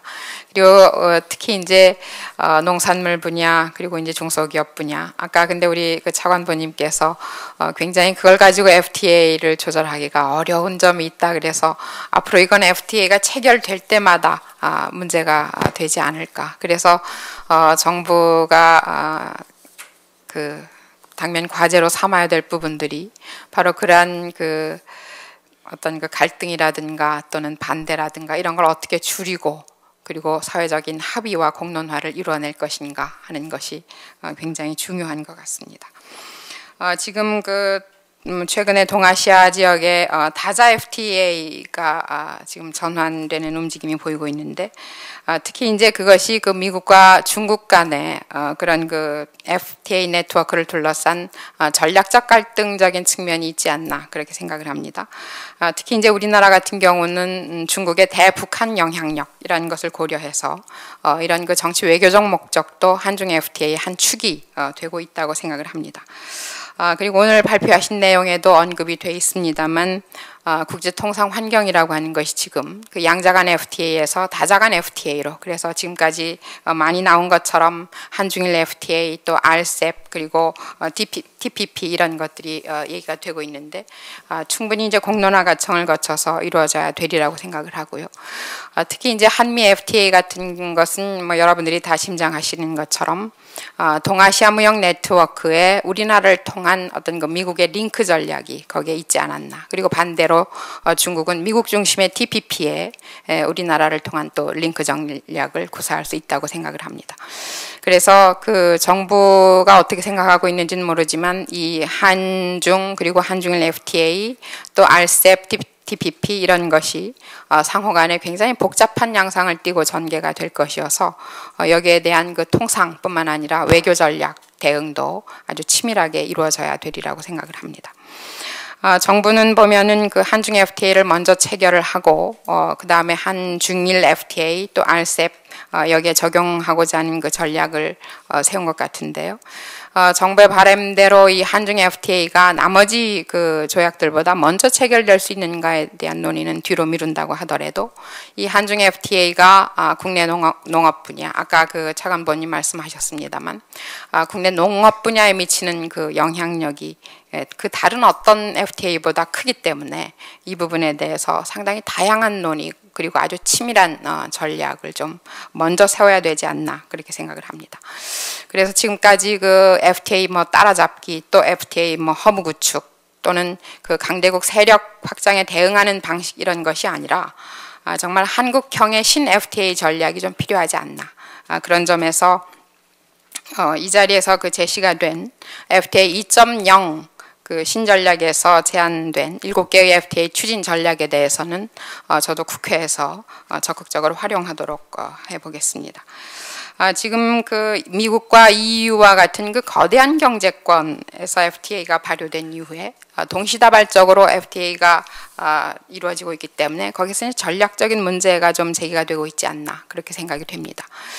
그래서 우선 그 국가별, 지역별 대외 정책에 부합하는 방향으로 FTA 통상 정책을 구사하고 있는가. 그리고 또 다른 선진국과 같이 효과적인 통상 거버넌스가 구축되어 있는가.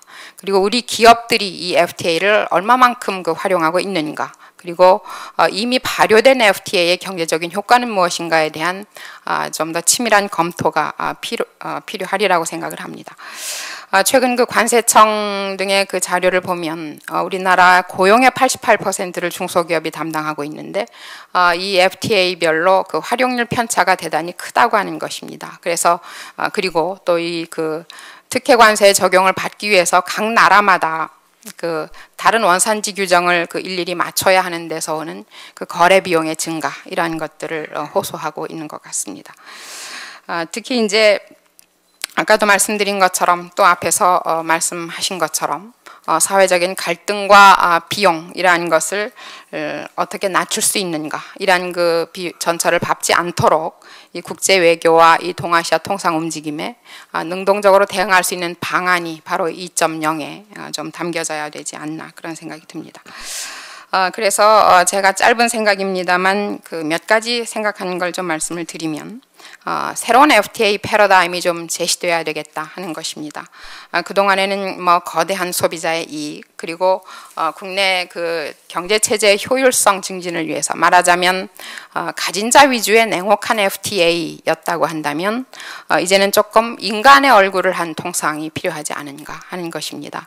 그런 쪽으로의 패러다임의 전환이 좀 필요하리라고 생각을 하고요. 그래서 아까 어렵다고 말씀을 하셨습니다만 중소상인들의 그 골목상권의 보호를 위한 유보조항이라든가 또 지자체에 의한 그 민주적인 저소득층의 보호 정책 이러한 것들의 국제법적인 정당성을 어떻게 확보할 수 있는가 하는 문제도 좀 살펴져야 되리라고 생각을 합니다.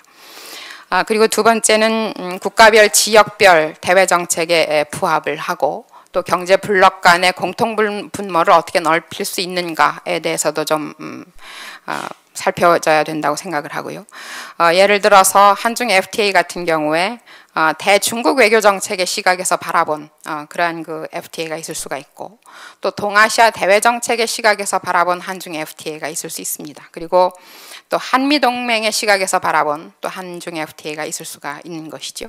그래서 이렇게 많은 경우의 수들 중에서 우리나라가 말하자면 고래 싸움에 새우등 터지는 그런 일은 없어야 되지 않겠나. 그래서 외교적으로나 또 교역적으로나 그렇게 곤란한 상황에 빠지지 않도록 하는 그런 노력이 좀 필요하리라고 생각을 하고요. 그리고 계속 말씀을 드렸습니다만 지속적으로 이 FTA 추진 체계를 좀 개선할 필요가 있다고 생각을 합니다. 그래서 아까 말씀드렸던 것 같은 그런 그 사회적인 비용을 감소하고 또 그 통상 절차법에서 규정하고 있는 여러 가지 사항들을 좀 구체적으로 제도화하는 방안이 좀 필요하지 않겠나. 그래서 여기에는 이제 전문가들의 조언도 필요하겠고 법제도적인 그 어떤 개선 같은 그런 절차들이 필요할 것 같고요. 그래서 무엇보다도 그동안에 많은 사회적인 갈등을 일으켰던 것이 충분한 사회적인 공론화, 합의가 이루어지지 않았던 데서 나타났던 거 아닌가. 그래서 그러한 어려움들이 있을 것이 예상이 된다면 국민들을 이해시키고 설득하는 작업이 또 반드시 전제돼야 된다고 생각을 합니다. 그래서 이러한 그 다양한 사회적 요구를 반영을 해서 그 FTA 정책을 재조정할 수 있는 제도적 장치 마련 그리고 향후 FTA 협상에서 그 ISD 제도의 남용 가능성을 줄일 수 있는 절차와 기준을 보완하는 내용이 이 FTA 2.0에 또 담겨져야 되리라고 생각을 합니다. 네, 여기까지 하겠습니다. 예, 감사합니다. 다음 토론은 박성훈 교수님께 부탁드리겠습니다. 네, 감사드립니다. 동아시아 연구원에서 하는 행사에 제가 처음 참여하는 것 같습니다. 그래서 대단히 크게 감사드리고 지금 이 그 한국의 FTA 2.0 신전략 제안의 그 연구물은 제가 한 2번 정도 읽고 또 그 코멘트를 드리겠습니다만 상당히 잘 만들어진 연구물이다 이렇게 결론적으로 말씀드릴 수 있습니다. 마지막에 이제 제가 좀 그 보완을 위해서 몇 가지 이제 제안을 드리겠는데요. 그 전에 보면 한국이 처한 상황과 그다음에 한국이 할 수 있는 것 이 두 가지가 사실은 이 전략의 입안에 있어서 제일 중요한 것이 아닌가 하는 변수가 아닌가 하는 생각이 듭니다. 한국이 처한 상황은 대단히 어려운 상황이다. 저는 그렇게 생각이 듭니다. 특히 이제 지역주의 FTA의 추세 이런 걸 보면 뭐 많은 분들께서 좋은 말씀해 주셨습니다만 TPP, RCEP, 한중일 FTA 그리고 이제 진행되고 있는 한중 FTA 그 다음에 거의 한 10년 정도 중단되어 있는 한일 FTA를 어떻게 할 것인가라는 문제 이 문제도 상당히 중요한 문제가 되겠고 특히 이제 우리 가장 가까운 지역에서의 FTA를 이 지금 그 전략에 보면 한중일 FTA를 하고 그 다음에 RCEP을 한 다음에 DPP로 가는 그 순차성을 말씀하고 계신데 과연 그 한중일 FTA가 언제 될 것인가라는 문제도 대단히 중요하게 우리가 어떤 역할을 할 수 있는 그런 부분이 있으면 그 충분히 적극적으로 역할을 해야 되는 그런 것이 아닌가 생각이 되고요. 그 다음에 또 하나 말씀드리고 싶은 것은 FTA 전략과 동시에 우리나라의 통상 전략을 논의하는 데 있어서는 그 좀 빠뜨려서는 안 되는 부분이 우리 특히 WTO 체제에 대한 우리나라의 전략이 어떤 것인가라는 그 부분은 거의 논의가 되고 있지 않은데 제 생각에는 이 부분이 동시에 논의되면서 거기서 이제 이 FTA 전략을 추출하는 그런 좀 논의가 있었으면 좋겠다라는 그런 생각이 듭니다. 특히 관심이 가는 이슈는 과연 이 보고서에도 지적이 되고 있습니다만 또 김현종 전 본부장님께서 말씀하셨습니다만 RCEP, TPP의 참여가 우리의 국익에 얼마나 도움이 될 것인가라는 문제 깊이 생각을 해봐야 되고 많은 계산을 해야 되고 또 전략적인 어떤 그 어프로치를 해야 될 것으로 생각이 됩니다. 아까 말씀드렸습니다만 이 전략을 짜고 강령을 만드는 데는 저는 두 가지 변수가 그야말로 중심에 있어야 된다는 생각이 듭니다. 하나가 이 지역주의 또 FTA라는 추세가 앞으로 어떻게 전개가 될 것인가, 어디가 제일 중요한 것인가. 제 생각에는 동아시아 FTA, 그 다음에 아태 지역에서 진행되고 있는 FTA가 우리에게는 가장 중요한 것이다. 그래서 거기를 중심으로 전략과 강령을 추출하는 것이 좋겠다라는 생각이고, 두 번째 이 보고서에서 이제 제 개인적으로는 가장 와닿는 부분이 이 중견국 가교 외교라는 용어입니다. 이 중견국 가교 외교를 어떻게 할 것인가라는 변수. 그러니까 두 가지입니다. 동아시아 아태 지역 FTA를 앞으로 어떻게 가져갈 것인가. 그리고 그 가져가면서 중견국으로서의 역할을 어떻게 할 것인가. 이 두 가지가 변수가 되어서 제 생각에 7개의 전략 또는 강령이라고 표현하고 계신데 이 7개를 보면 죄송한 말씀입니다만 좀 적절하지 않은 부분이 좀 있습니다. 무슨 말씀이냐면은 첫 번에 나오는 한 두세 가지 정도는 상당히 전략적인 캐치프레이즈로 잡을 수 있는 것이라면 특히 이제 6번 같은 경우는 굉장히 미세한 그런 어떤 강령이나 아니면 어프로치라고 할 수가 있기 때문에 이 부분을 좀 체계적으로 다듬는 작업을 해주시면 이 보고서가 아까 우리 그 신경님 그 차관보께서 말씀하셨습니다만 굉장히 그 정책적인 함의가 있는 그런 부분이 되겠다는 말씀입니다. 그래서 그 세 가지가 중요하지 않은가 하는 생각입니다. 그러니까 한국이 어떤 역할을 하고 한국이 아태 지역 동아시아에서 어떤 포지셔닝을 가지고 갈 것인가. 이 문제는 저는 리더십이라고 표현을 하고 싶습니다. 그래서 리더십이라는 게 하나가 굉장히 중요할 것이고, 두 번째는 여기서 이제 언급되고 있는 부분입니다만 시퀀싱도 굉장히 중요합니다. 이 시퀀싱이 중요한 이유는 제가 경제학자이기 때문에 좀 말씀을 드리면 어떤 FTA를 하고 나면 그 나라의 산업 구조가 사실 상당히 많이 바뀝니다. 그 다음에 다른 FTA를 하면 거기에 따라서 바뀌기 때문에 이 경쟁력 또는 생산성 이런 것들이 많이 왔다 갔다 하고 좌우될 수 있는 그런 측면이 있습니다. 그렇기 때문에 이 시퀀싱이 굉장히 중요하다고 생각이 되고, 그 다음에 중요한 것은 이 리더십과 시퀀싱이 논의가 되고 나면 그러고 나서는 이제 어프로치가 중요하다. 이렇게 세 가지로 얘기를 할 수가 있겠습니다. 그래서 제 생각에는 7대 전략 또는 7대 강령이라고 하는 것보다는 3대 전략, 뭐 5대 강령이라든지 3대 전략, 7대 강령이라고 한다든지 이렇게 좀 체계화하시는 작업이 필요하지 않을까 하는 생각이 듭니다. 그래서 리더십에서는 어떻게 갈 것인가, 그 다음에 시퀀싱은 어떻게 할 것인가, 그리고 나서 이제 어프로치는 어떻게 할 것인가라는 그 세 가지 차원에서 전략을 하나씩 내놓으시고 그 각각의 전략의 하부로서 강령을 한두 개씩 추출하는 그런 작업이 되면은 굉장히 좋을 거라는 생각이 듭니다. 물론 이게 상당히 어려운 작업이기도 하고 그리고 쉽지 않은 그런 작업입니다만 제가 본 이 7개의 강령이 수준들이 다 다르고 깊이가 틀리기 때문에 그런 작업은 좀 필요한 것이 아닌가 하는 생각이 듭니다. 예를 들어서 그 동아시아 FTA에서 지금 관찰되고 있는 중요한 부분 중에 하나는 제 생각에 이 리더십의 경쟁이 지금 이 보고서에 논의되고 있는 중국과 일본의 리더십 경쟁뿐만이 아니라는 생각입니다. 아세안 센트럴리티가 상당히 지금까지 아시아 지역의 지역주의에 아세안이 드라이버 시트에 있다고 할 정도로 중요한 역할을 해왔는데 제 생각에 지난 한 4, 5년 정도에는 한국이 이 역할을 컨텐드하고 있는 거 아닌가라는 생각이고 그런 측면에서 본다면 이 두 가지 리더십 경쟁 속에서 한국이 어떤 역할을 앞으로 해야 할 것인가 여기에 이제 아까 말씀하셨던 중견국 가교 외교의 역할이 있는 것이고 그리고 그렇기 때문에 이제 그 선진국에 대해서는 어떻게 할 것이고 그리고 개도국에 대해서는 어떻게 한다는 그런 이 리더십의 문제를 논의를 할 수가 있겠고요. 그 다음에 시퀀싱 문제는 저는 전적으로 동의합니다. RCEP이 TPP보다는 우선적으로 추진되는 것이 바람직하다. RCEP이 효과적으로 추진되기 위해서는 한중일 FTA가 성립되는 것이 좋다.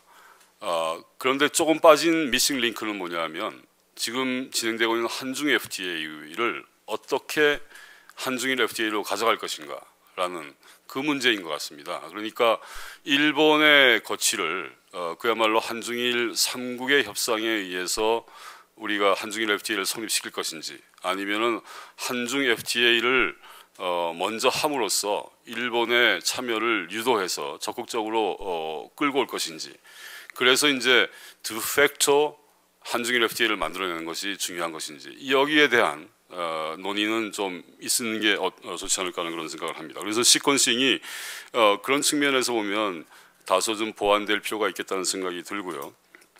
그 다음에는 어프로치가 되겠는데 어프로치에서는 지금 하고 여기 이제 강령이나 전략으로 제시하고 있는 몇 개의 부분들을 포함시킬 수 있을 것으로 생각이 됩니다. 예를 들면은 개도국에 대한 어떤 포용 정책이라든지 또는 우리 국내에서의 어떤 피해를 최소화하기 위한 또 국내 협상의 중요성을 강조한다든지 개방적인 어떤 FTA를 추구한다든지 하는 그런 것들이 여기에 다 포함될 수 있을 것 같은데 결론적으로 말씀드리면 매우 좋은 보고서이고요. 그러나 약간의 코스메틱 서저리를 하면 그러면은 훨씬 더 그 임팩트가 있는 그런 보고서가 될 것으로 생각이 됩니다. 감사합니다.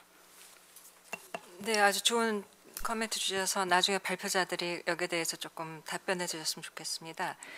다음 토론은 최낙균 박사님께 부탁드리겠습니다. 네, 저도 그 우선 보고서가 상당히 짜임새가 있어서 읽기도 편하고 좋았다 그런 말씀 먼저 드리겠습니다.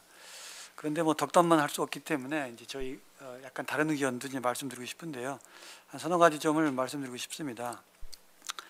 여기 이제 강령이라든가 이제 그 전략 부분에서 그 장기적으로 높은 수준의 자유를 지향한다 이렇게 나와 있는데요. 이런 부분은 사실은 그 우리가 FTA 1.0이라고 하는 그 부분과 이제 큰 차이는 없는 부분입니다. 그런데 이 본문의 내용들을 자세히 읽어보면 한중일이라든가 또는 그 RCEP에 포함된 국가들이 경제 발전 단계가 상당히 차이가 나기 때문에 고수준의 FTA는 힘들다 이런 얘기를 하고 있어요. 그래서 이 장기적으로 높은 수준의 자유와 지향과 이 사실은 좀 앞뒤가 안 맞는 그런 내용들인데 그럼에도 불구하고 이렇게 쓴 이유는 아마 앞으로의 그 2.0에서의 FTA는 점진적으로 어떤 보충 협상을 통해서 확장형 FTA를 가져가겠다. 그래서 궁극적으로는 좀 높은 수준을 지향한다. 뭐 이런 그 취지인 것 같아요. 그래서 그런 면에서 좀 더 그 내용을 좀 명료하게 그렇게 다듬을 필요가 있는데 사실 우리나라의 경우에도 미국이나 EU와 다르게 중국 또는 그 앞으로 하게 될 뭐 TPP 등에서는 일본과 FTA가 있지 않겠습니까? 일본과 실질적인 FTA를 하게 될 텐데 그런 면에서 본다면 종전과는 좀 다른 고수준만을 지향할 수 없는 그런 점이 있습니다. 그래서 제 개인적인 생각은 앞으로의 그 동아시아 FTA는 아세안 플러스 3, 아세안 플러스 알파 정도의 그러한 한아시안 FTA 플러스하는 그런 정도의 어떤 중수준 정도로 가져간 다음에 점진적으로 어떤 그 보충 협상을 통해서 수준을 높여가는 그러한 그 방식이 좀 좋지 않겠는가 그렇게 생각을 해봤는데 한번 검토를 좀 해주시기를 좀 부탁드리고요. 두 번째 제가 드리고 싶은 말씀은 여러 번 얘기가 나왔습니다만 그 교섭의 순차성, 시퀀싱 얘기가 나왔습니다.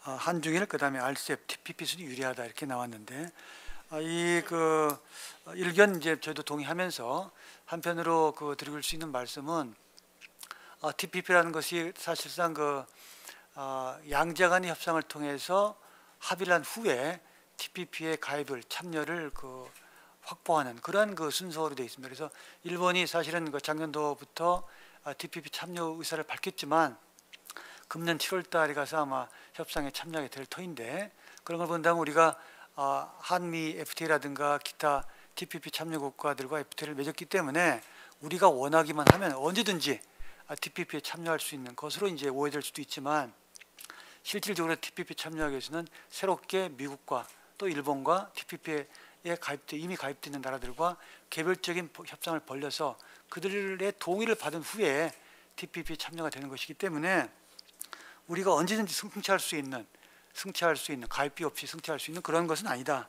그런 것을 이제 말씀드리고 있을 것 같고요. 그런 면에서 이 시퀀싱의 문제는 TPP 가입 과정에서의 그런 절차라든가 그런 부분도 생각을 해봐야 되는 것이고 또 TPP가 실질적으로 우리가 한미 FTA를 맺었기 때문에 우리 입장에서는 아마 한일 FTA 협상이 중단된 한일 FTA를 어떻게 할 것이냐 하는 문제가 바로 맞물려 있습니다. 그래서 이런 문제에 대해서 우리가 좀 검토가 필요하겠다. 그래서 그런 그 측면에서의 우리의 그 손익이라든가 등을 검토해 봐야 될 것이고요. 또한 현재 그 한중이라든가 RCEP을 TPP에 앞서는 것이 좋겠다 이렇게 말씀하셨는데 최근 들어서 저는 개인적으로 깜짝 놀란 것 중에 하나가 침략에 대한 그러한 국제적 관점이 다르다 그런 그 일본 그 수상의 발언도 있었습니다만 그런 문제라든가 또는 그 중일 간의 어떤 그 영토 분쟁 등을 감안할 때 이런 정치적인 그 경제 외적인 측면으로 인해서 한중일이라든가 혹은 RCEP이 생각보다는 빨리 가지 않을 수도 있겠다라는 점을 우리가 생각을 해볼 수가 있습니다. 그래서 그런 그 여러 가지 점을 좀 같이 검토해 보면서 시퀀싱을 좀 논의해봐야 되겠다 그런 말씀을 드리고요. 그리고 세 번째로 여기 강령 7과 그 전략 7번째는 국내 보안 대책의 정체를 막고 사회적 안전망으로 가져가자 이렇게 이제 어떤 면에서 본다면은 보안 대책의 순기능보다도 역기능을 강조하는 그런 어떤 그 강령 내용이 들어가 있는데 제 개인적으로는 보안 대책이 상당히 아까 그 최근님 그 차관보다 말씀하셨지만은 정치적으로 그 마무리하는 순기능이 분명히 있다고 봅니다. 그래서 물론 이제 경제적으로 본다면 그 정치적 순기능이 그 악기능이 되겠습니다만은 종합적으로 봐야 되기 때문에 우리가 그런 면에서 본다면은 보안 대책을 오히려 그 사회적 안전망으로 다 몰아가는 것보다도 우리 보안 대책을 체계화하고 효과성을 제고하는 그런 방향에서 보안 대책에 말 그대로 보안이 필요한 것이 아닌가 그 생각을 해보는데요. 예를 들어서 우리가 현재 그 특정 산업에 대한 지원에 상당히 집중되어 있는데 유럽 연합이라든가 미국 같은 경우는 지역에서의 어떤 FTA 그 피해 지역을 지원하는 그런 방식이라든가 또는 프로젝트 공모 방식이라고 해서 그 당사자가 받을 그러한 그 프로젝트의 어떤 그 내용이라든가 그런 예산이라든가 이런 것들을 이제 제시를 해서 그것들을 공모 방식으로 선정하는 그런 것도 채택하고 있기 때문에 외국들이 하고 있는 주국들이 하고 있는 그런 보안 대책의 어떤 다양한 방식들을 우리가 검토를 해서 효과성을 제고하는 그런 것이 좀 더 검토할 필요가 있지 않겠는가 생각을 해봤습니다. 제가 마지막으로 드리고 싶은 말씀은 여기 좀 빠져 있는 내용 중에 하나인데요. 최근에 그 여론조사를 보니까 FTA 효과에 대한 그 일반 국민들의 반응은 국내 산업 및 기업 경쟁력 강화에 도움됐다는 반응이 60%로 나왔는데 소비자 선택폭 확대에 도움됐다라는 답변이 71%가 나왔습니다. 그래서 결국은 소비자들이 생각할 때는 생산자의 효율성 제고도 중요하지만 소비자 후생도 그 못지않게 중요하다 이렇게 인식을 하고 있는 겁니다. 그래서 앞으로의 그 2.0에서는 이와 같은 그 소비자 후생 증진을 위한 그런 정책 뒷받침돼야 된다 이렇게 보고 있고요. 최근에 보면은 뭐 와인이라든가 기타 뭐 면도기라든가 등등의 가정용품에서 보면은 이게 잘 전달이 안 돼요. 그 이유 중에 하나가 아마 유통 단계별 여러 가지 그 어떤 독과점 구조라든가 그런 문제점이 있을 텐데 이런 그 독점적인 수입 경로와 별개로 소비재의 수입이 일어날 수 있도록 어떤 제도 개선 이런 것도 필요하기 때문에 그런 부분에 대한 검토도 이 보고서에서 같이 이루어졌으면 좋겠다 이렇게 말씀드리겠습니다. 이상입니다. 네, 고맙습니다. 저도 저기 말씀하신 것과 관련해서 한일 FTA는 사실 지금 정치 환경 속에서는 수년 내에 굉장히 어려울 텐데 협상 개시가 그러면 한중 FTA하고 RCEP이라는 프레임워크 안에서 한일 FTA가 녹아 들어갈 수 있는지 나중에 그것도 질문에 답해 주시고요. 마지막 토론은 김영주 연구위원님께 부탁드리겠습니다. 예, 제가 마지막 순서입니다. 빨리 끝내야 또 이 플로랑 여러 가지 이야기를 할 수 있을 것 같아서 저도 좀 최대한 짧게 가져가도록 하겠습니다. 이런 자리에 이제 초대를 받을 때마다 항상 이제 한 가지 고민을 합니다. 뭐냐면 FTA를 연구하는 연구자로서의 의견을 듣고 싶어하는 자리가 있고 또 제가 소속이 이제 민간 그 기업을 대표하는 민간경제연구소 소속이다 보니까 또 기업들의 이야기를 듣고 싶어하는 경우가 있는데 저는 이 자리를 이제 후자로 생각을 했습니다. 오신 분들 보면 이제 학계나 또는 이제 정책 담당하신 정부 부처 담당하신 분들이 있고 민간을 대표해서는 이제 저만 와 있는 것 같아서 저는 이제 그런 입장에서 말씀을 드리겠는데. 이 FTA 2.0이란 이야기를 들으면 누구나 그러시겠지만 그럼 도대체 FTA 1.0은 뭘까? 그래서 1.0과 2.0이 어떻게 차별화되는가에 대해서 고민을 할 겁니다. 기업들 역시 마찬가지로 이런 2.0이란 보고서를 보면 도대체 한 줄로 요약해서 그럼 달라지는 게 뭘까? 이 부분을 궁금해할 텐데 그럴 수밖에 없는 게 기업들은 일단 좀 머리가 나쁜 편입니다. 뭐 머리가 나쁘다고 표현하긴 뭐하지만 고민할 시간이 별로 없고 하여튼 뭔가 간단한 메시지를 굉장히 중요하게 생각하고 그걸 선호하죠. 근데 지금 여기 제시되어 있는 2.0이라고 하는 메시지가 다소 좀 추상적이지 않나라는 생각이 듭니다. 1.0에 비해서. 정책이란 게 목표가 있고 원칙이 있고 또 그 목표와 원칙을 실현하기 위한 어떤 이제 전략들이 있을 텐데 목표나 원칙은 비교적 1.0과 2.0을 명확하게 구별하고 있는데 반해서 이 강령으로 다뤄지는 7가지는 이건 1.0 세대 때 많이 다뤄진 이야기들 같기도 하고 좀 새로운 것 같기도 하고 이런 것들이 뒤섞여 있다라는 느낌이 듭니다. 그래서 이런 부분들을 좀 다시금 좀 명확하게 정리를 해주셨으면 좋겠다라는 생각이 들고요. 그런데 이런 그 1.0과 2.0이 뒤섞일 수밖에 없는 것이 어떻게 보면 한국 그 지금의 현실이 아닐까라는 생각도 합니다. 왜 그러냐면 우리가 이제 윈도우 같은 컴퓨터 OS가 판올림을 할 때마다 뭐 윈도우 95에서 98로 XP로 바뀔 때 보면 그걸 바꿔야 할 만한 환경의 변화들이 있거든요. 하드웨어 환경도 따라주고 소비자들의 어떤 니즈도 변하고 그런데 그럼 FTA 1.0과 FTA 2.0을 구분 지을 만큼 우리 한국의 어떤 자본주의의 패러다임이나 시장 경제에 대한 이해 이런 것들이 바뀌었나? 지금 생각하면 그게 이렇게 크게 많이 바뀐 것 같지는 않습니다. 그래서 오히려 그런 부분들에 대한 그 촉구를 함께 가져가야 되지 않겠나라는 생각이 들고 그런 점에서 저는 한 5가지 정도만 간단하게 이야기를 하고 싶습니다. 첫 번째는 이 보고서에서도 다루고 있지만 이제 FTA 성공했느냐 성공하지 못했느냐를 따질 때 대부분의 연구자들은 이게 한국 경제의 효율성 개선, 즉 경쟁력이 얼마나 제고됐나에 초점을 맞추지만 많은 언론들 그리고 정부 정책 담당자들은 우리가 무역 수지 흑자를 얼마나 냈느냐, 즉 수출은 얼마나 더하고 수입은 최대한 방어했느냐라는 관점, 즉 중상주의적인 관점에서 접근을 하는 경우가 많습니다. 그렇지만 분명히 말씀드리는 것은 FTA라고 하는 것은 우리가 수출 늘리기 위해서 하는 것이 아니라 수출도 늘리고 수입도 늘리면서 생산 요소를 최대한 효율적으로 배분하기 위한 것입니다. 그래서 앞서서 여러분 지적해 주셨지만 일정 부분 한계 기업들 또는 한계 영역에 대한 정리도 필요할 텐데 그런 부분에 대한 그 좀 마인드 리셋이 아직 덜 된 것 아닌가라는 생각이 들고요. 그리고 보고서에서도 무역 창출 효과에 비해서 무역 전환 효과만 나타나고 있다라는 점을 지적하고 있습니다. 근데 이 무역 전환 효과를 최소화하고 무역 창출 효과를 극대화하기 위한 기본 전제 조건이 바로 그 한계 기업에 대한 정리입니다. 즉 한계 기업들은 자원을 굉장히 비효율적으로 사용하는 기업이기 때문에 보호 장벽을 제거하고 그쪽에 투입되는 생산 요소들이 좀 더 이제 생산적인, 좀 더 나은 쪽으로 쓰여야 될 텐데 현재 그 우리나라의 어떤 보안 대책이나 여러 가지 구조가 과연 그러한가에 대해서 좀 관심을 가져볼 필요가 있습니다. 이거는 FTA 활용도를 높이는 문제하고도 좀 직결이 되는데요.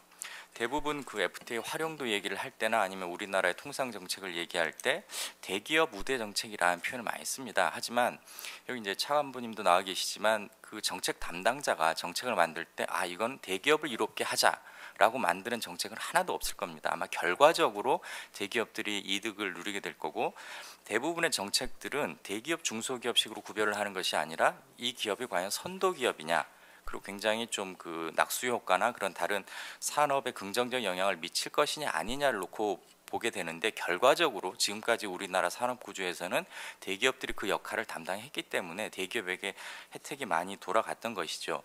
따라서 활용도를 높인다는 측면에서도 중소기업이라고 해서 우대를 한다든지 혹은 벤처기업이라고 해서 우대를 할 것이 아니라 장기적으로 우리나라의 산업 구조의 발달에 어느 측면에서 또는 어떤 형태의 기업들이 더 크게 기여할 것인가를 볼 필요가 있을 것 같습니다. 그래서 우리의 FTA가 앞으로 이제 양자간에서 다자화로 바뀌어야 된다라는 점도 저는 이런 맥락에서 마찬가지로 굉장히 긍정적으로 평가를 하는데요. 그래서 앞으로는 뭐 대기업 중소기업보다는 되도록 먼저 선도 기업들 그리고 그 새로운 어떤 융합이나 아니면 부가가치 창출에 기여할 수 있는 기업들에 좀 도움을 주는 방향으로 그 보완 대책도 좀 바뀌어 가야 할 것 같습니다. 그리고 이제 그 이제 추진 순서에 대해서도 많이 말씀을 해주셨는데 이 추진 순서를 우리가 그 암묵적으로 가지고 있는 것은 굉장히 필요하겠지만 현실적으로 우리나라의 위상이 소규모 개방 경제라는 관점에서 본다면 우리가 원한다고 끌고 갈 수 있는 게 사실상 별로 없습니다. 그래서 우리가 할 수 있는 것은 어떻게 보면 여기서 이제 가교 역할이라는 표현을 쓰고 있는데 이런 중간에서 밸런스를 잘 유지하면서 우리의 어떤 피해를 최소화할 수 있는 즉 우리가 이걸 통해서 이익을 극대화한다기보다는 혹시 또 미국 주도로 가면 중국과 우리가 관계가 껄끄러워진다든지 혹은 중국과 가까워지는 와중에 미국과의 어떤 안보 협력이 위협받는 이런 식의 어떤 피해를 최소화하는 방향으로 가는 것이 더 바람직하지 않겠나라는 생각이 들고 마지막으로 그 지금 이제 7가지 강령 뭐 대체로 저는 찬성을 합니다만 그 7번째 있는 정치화를 방지해야 하자라는 부분에 대해서는 좀 유일하게 제가 반론을 제기를 하고 싶습니다. 앞에서 그 최낙균 박사님도 비슷한 맥락에서 얘기를 해주셨는데 그 보상에 대해서 정치화 경향이 두드러진 게 분명히 비효율적이고 비용을 많이 초래하는 것은 분명합니다. 하지만 저는 이게 정치화 때문에 생긴 결과라기보다는 정치화가 오히려 충분히 되지 않았기 때문에 그런 것 아닌가. 즉 정치가 제대로 작동을 하면 그것이 좀 더 그 진화돼서 이게 자정 기능까지 발휘가 될 텐데 지금 어느 한쪽으로만 쏠리고 거기에 대한 반작용이 지금 충분히 나타나지 않았기 때문에 좀 과도기적으로 나타나는 현상이 아닌가라는 생각이 들고요. 그래서 이런 부분들 즉 보완 대책이든지 아니면 FTA 어떤 추진 과정이든지 이런 부분도 조금 더 그 정치화의 수준을 높이는 것을 목표로 하는 것이 오히려 좀 더 바람직하지 않겠나라는 생각이 듭니다. 이것으로 제 의견을 마치도록 하겠습니다. 네, 감사합니다. 발표자들께서 다시 말씀하시기 전에 혹시 청중 중에서 한 2분 정도 질문 있으시면 간단히 해주시겠습니까? 네, 김인철 교수님께 마이크를 좀.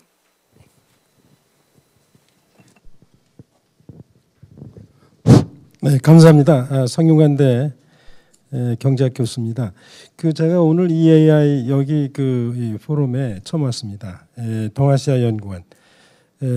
여기 보니까 결국은 그 정치적인 접근 또 이념적인 접근 이슈가 나오면 또 외교적인 또 순수 경제적인 접근 하시는 분들이 이렇게 서로 이렇게 모여서 그 지혜를 나누고 또 숨겨진 아이디어가 있으면 서로 이렇게 공유하는 것이 결국은 좋은 어떤 대안을 마련할 수 있을 거라는 그런 그 목적을 가지고 이 포럼이 시작된 걸로 알고 있습니다. 근데 오늘 이제 구체적으로 이 FTA 2.0을 놓고 신자유주의는 나쁘다라는 그런 우리가 봤을 때는 이거 상당히 레토릭으로 보는데 우리의 과거 이 경제 레지임이 정부 레지임이라고 그럴까 이것이 과연 그 공식적으로 신자유주의를 우리가 채택했나 안 했거든요. 그러니까 이제 일방적으로 그냥 레토릭을 써놓고 그걸 근거로 이제 깔아놓고 이제 이 공격을 하거나 이제 이 비판을 하는데 뭐 비판도 할 수 있지만은 사실 민영화, 세계화, 시장 개방 이런 것들이 들어있는 그 신자유주의가 뭐 어떤 뭐 공동으로 이렇게 할 수도 있지만은 특별히 와싱턴 쪽에 위치하는 사람들이 그렇게 합의를 봤다고 해서 전제를 했고 해서 이게 그거를 근거로 해서 이렇게 전개하는 건 좀 거리가 좀 있겠다는 생각이 들고 어쨌건 위대한 대한민국 원하지 않는 사람 없겠죠. 대한민국 국민으로서. 근데 너무 높은 그런 이 아이디얼리스틱한데 사실은 현실은 냉철하고 상당히 풀어야 할 그런 문제들을 안고 있는데 과연 이걸 어떻게 했으면 좋겠는가 좀 구체적인 그런 대안이 나왔으면 좋겠다는 그런 생각입니다. 그런데 현실은 우리가 혹시 이게 당난거철의 이 속담처럼 이 사자성어처럼 그런 우를 범하는 것이 아니겠는가 이런 걱정이 듭니다. 이상입니다.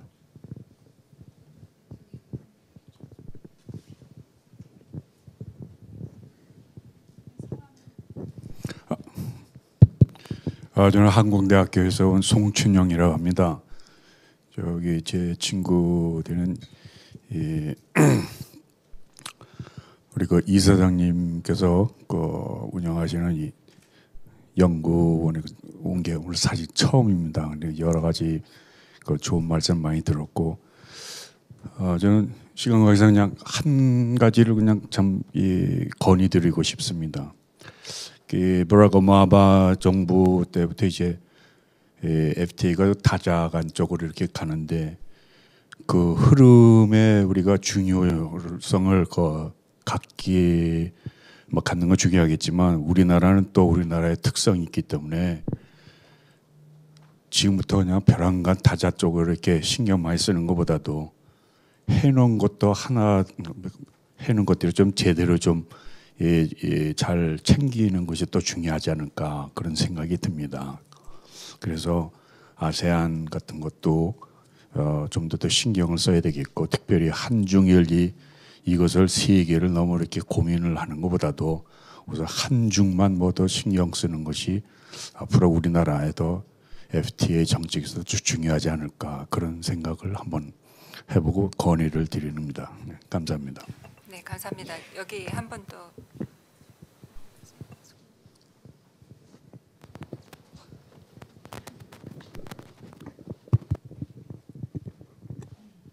안녕하세요. 저는 간세청에 근무했다가 지금 현재는 근무 안 하고 있습니다. 퇴직했는데요. 오늘 여기 와서 임명하라고 합니다. 여기 와서 보니까 아까 그 현실 얘기 많이 하셨는데 그 강령 7개가 너무나 이렇게 높은 수준에 돼 있어서 그 강령 중에서 여러 가지가 다 상호 연결이 다 되시는 거는 물론 알고 계시겠죠. 그래서 강령 6번에 관련해서 좀 더 낮은 그 현실 수준에 와서 그게 자동차로 하면은 자동차 운전석에서 엔진에서 ECU를 통해 가지고 자동차 바퀴를 통해서 차가 가지 않습니까? 그래서 우리 간세청에서 하는 일은 자동차 바퀴입니다. 그래서 굉장히 힘든데 여기 와서 보니까 뒤에 보니까 부록 자료에 간세 자유화에서 그 4가지 자료가 붙었습니다. 그리고 간세 문제에 대해서는 강령 3에 무역 자유화, 강령 2하고 투명성에 언급이 됐는데 사실 간세율이 FTA를 어떤 수준에서 FTA를 하든 간에 여기 나와 있는 간세율은 2가지입니다. 법정 간세율이 별로 중요하지 않고요. 실효율이 굉장히 중요합니다. 우리가 알듯이 대학교 화장실에 가면 요즘 등록금 반값 문제가 해결됐지만 급히 빌려준다고 이자율 몇 프로 하는 거는 사실 복리인데도 불구하고 안 밝히고 있잖아요. 그것처럼 굉장히 중요한데 여기 이거 쓰신 분이 잘 아시고 쓰셨는지 어쩌고 쓰셨는지 제가 38페이지 질문 하나 드리겠습니다. 투명성 규범 확립이라고 해가지고 3번째 줄에 무역을 방해하는 요소는 2가지로 나누는데 직접 장벽과 간접 장벽이 있다. 그래서 직접 장벽을 간세 보조금하고 비간세 장벽을 들으셨잖아요. 그리고 설명하면서 반면에 간접 장벽은 어쩌고 저쩌고 쭉 하면서 특히 서비스 규제와 비간세 장벽에 있어 투명성의 확보는 상품에 있어 간세에 대한 투명성 확보에 비교될 수 있다 하면서 그 아래 쓴 얘기를 보면 투명성에 관한 얘기가 많이 있으면서 간세에서 많이 쓰는 가트라든가 여러 가지가 많이 나옵니다. 사실 여기서 보면 비간세 장벽이 어떤 이유로 직접 장벽이라고 쓰신지 모르겠지만 이 비간세 장벽은 밑에서 간접 장벽이라 하는 우리가 실제에 되는 그 나라에서 간행이 있죠. 국내 거래 간행 그거하고 밀접히 관련돼 있기 때문에 이거 지금 여기 와서 있는 주제가 한국의 FTA에서 주로 아세안 계통에서 얘기를 많이 하고 있는데 지금 아세안 하고 있는 것도 보면요. 네, 자유도가 상당히 다릅니다. 네, 알겠습니다. 그 오히려 선진국은 더 편한데 선진국도 많이 힘들어요. 우리 간세청에서 할 때는 인증이 돼야지만 그 간세를 협상에서 한 대로 인정을 해주는데 인증이 안 되면 소용이 없습니다. 근데 그 서류 데이터도 많고 연결해서 얘기하는데 이거 비간세 장벽 관련되는 거는 중국하고 일본하고도 그 국내법도 상당히 다르니까 그런 거를 감안해서 충분히 자동차 바퀴가 원하는 속도로 갈 수 있는 대로 그런 고려가 좀 있었으면 하겠습니다. 발표자께서 나중에 대답하게 하시고요. 지금 5분의 연구자가 있었기 때문에 지금 여기 발표하신 3분 선생님께 커멘트를 부탁하기 전에 전재선 선생님하고 이용욱 선생님 간단하게 지금 나온 논평이나 거기에 말씀하시겠습니까? 안 하시겠습니까? 네. 그러면은 세 분 발표자한테 제가 이번에 거꾸로 송영관 선생님부터 먼저 부탁드릴게요. 예, 여러 가지 답변을 드릴 수 있을 텐데 일단 그 천학균 박사님 말씀하신 그 FTA 자유화 그거는 최 박사님 그 생각하신 그 부분이 맞습니다. 그러니까 우리가 볼 것 같으면 한아세안 같은 경우에는 그 자유화율이 굉장히 낮고요. 그리고 그 다음에 또 예외 항목이 많습니다. 1% 가까이. 그러니까 향후에도 이게 추가 협상이 아니면 더 이상 발전하기가 힘든 상황입니다.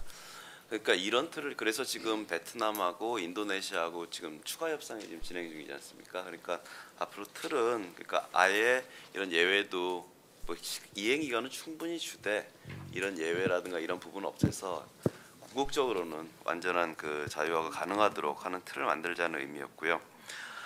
그 다음에 보안 대책 관련해 가지고 그 최 박사님하고 그 김영주 박사님 말씀하신 거에 약간 관점의 차이는 있을 수 있을 것 같아요. 근데 뭐 보안 대책을 체계화하고 효과성을 제고해야 된다는 그 원칙에 대해서는 다 동의를 하시는 것 같고요. 그래서 그러면 효과성 제고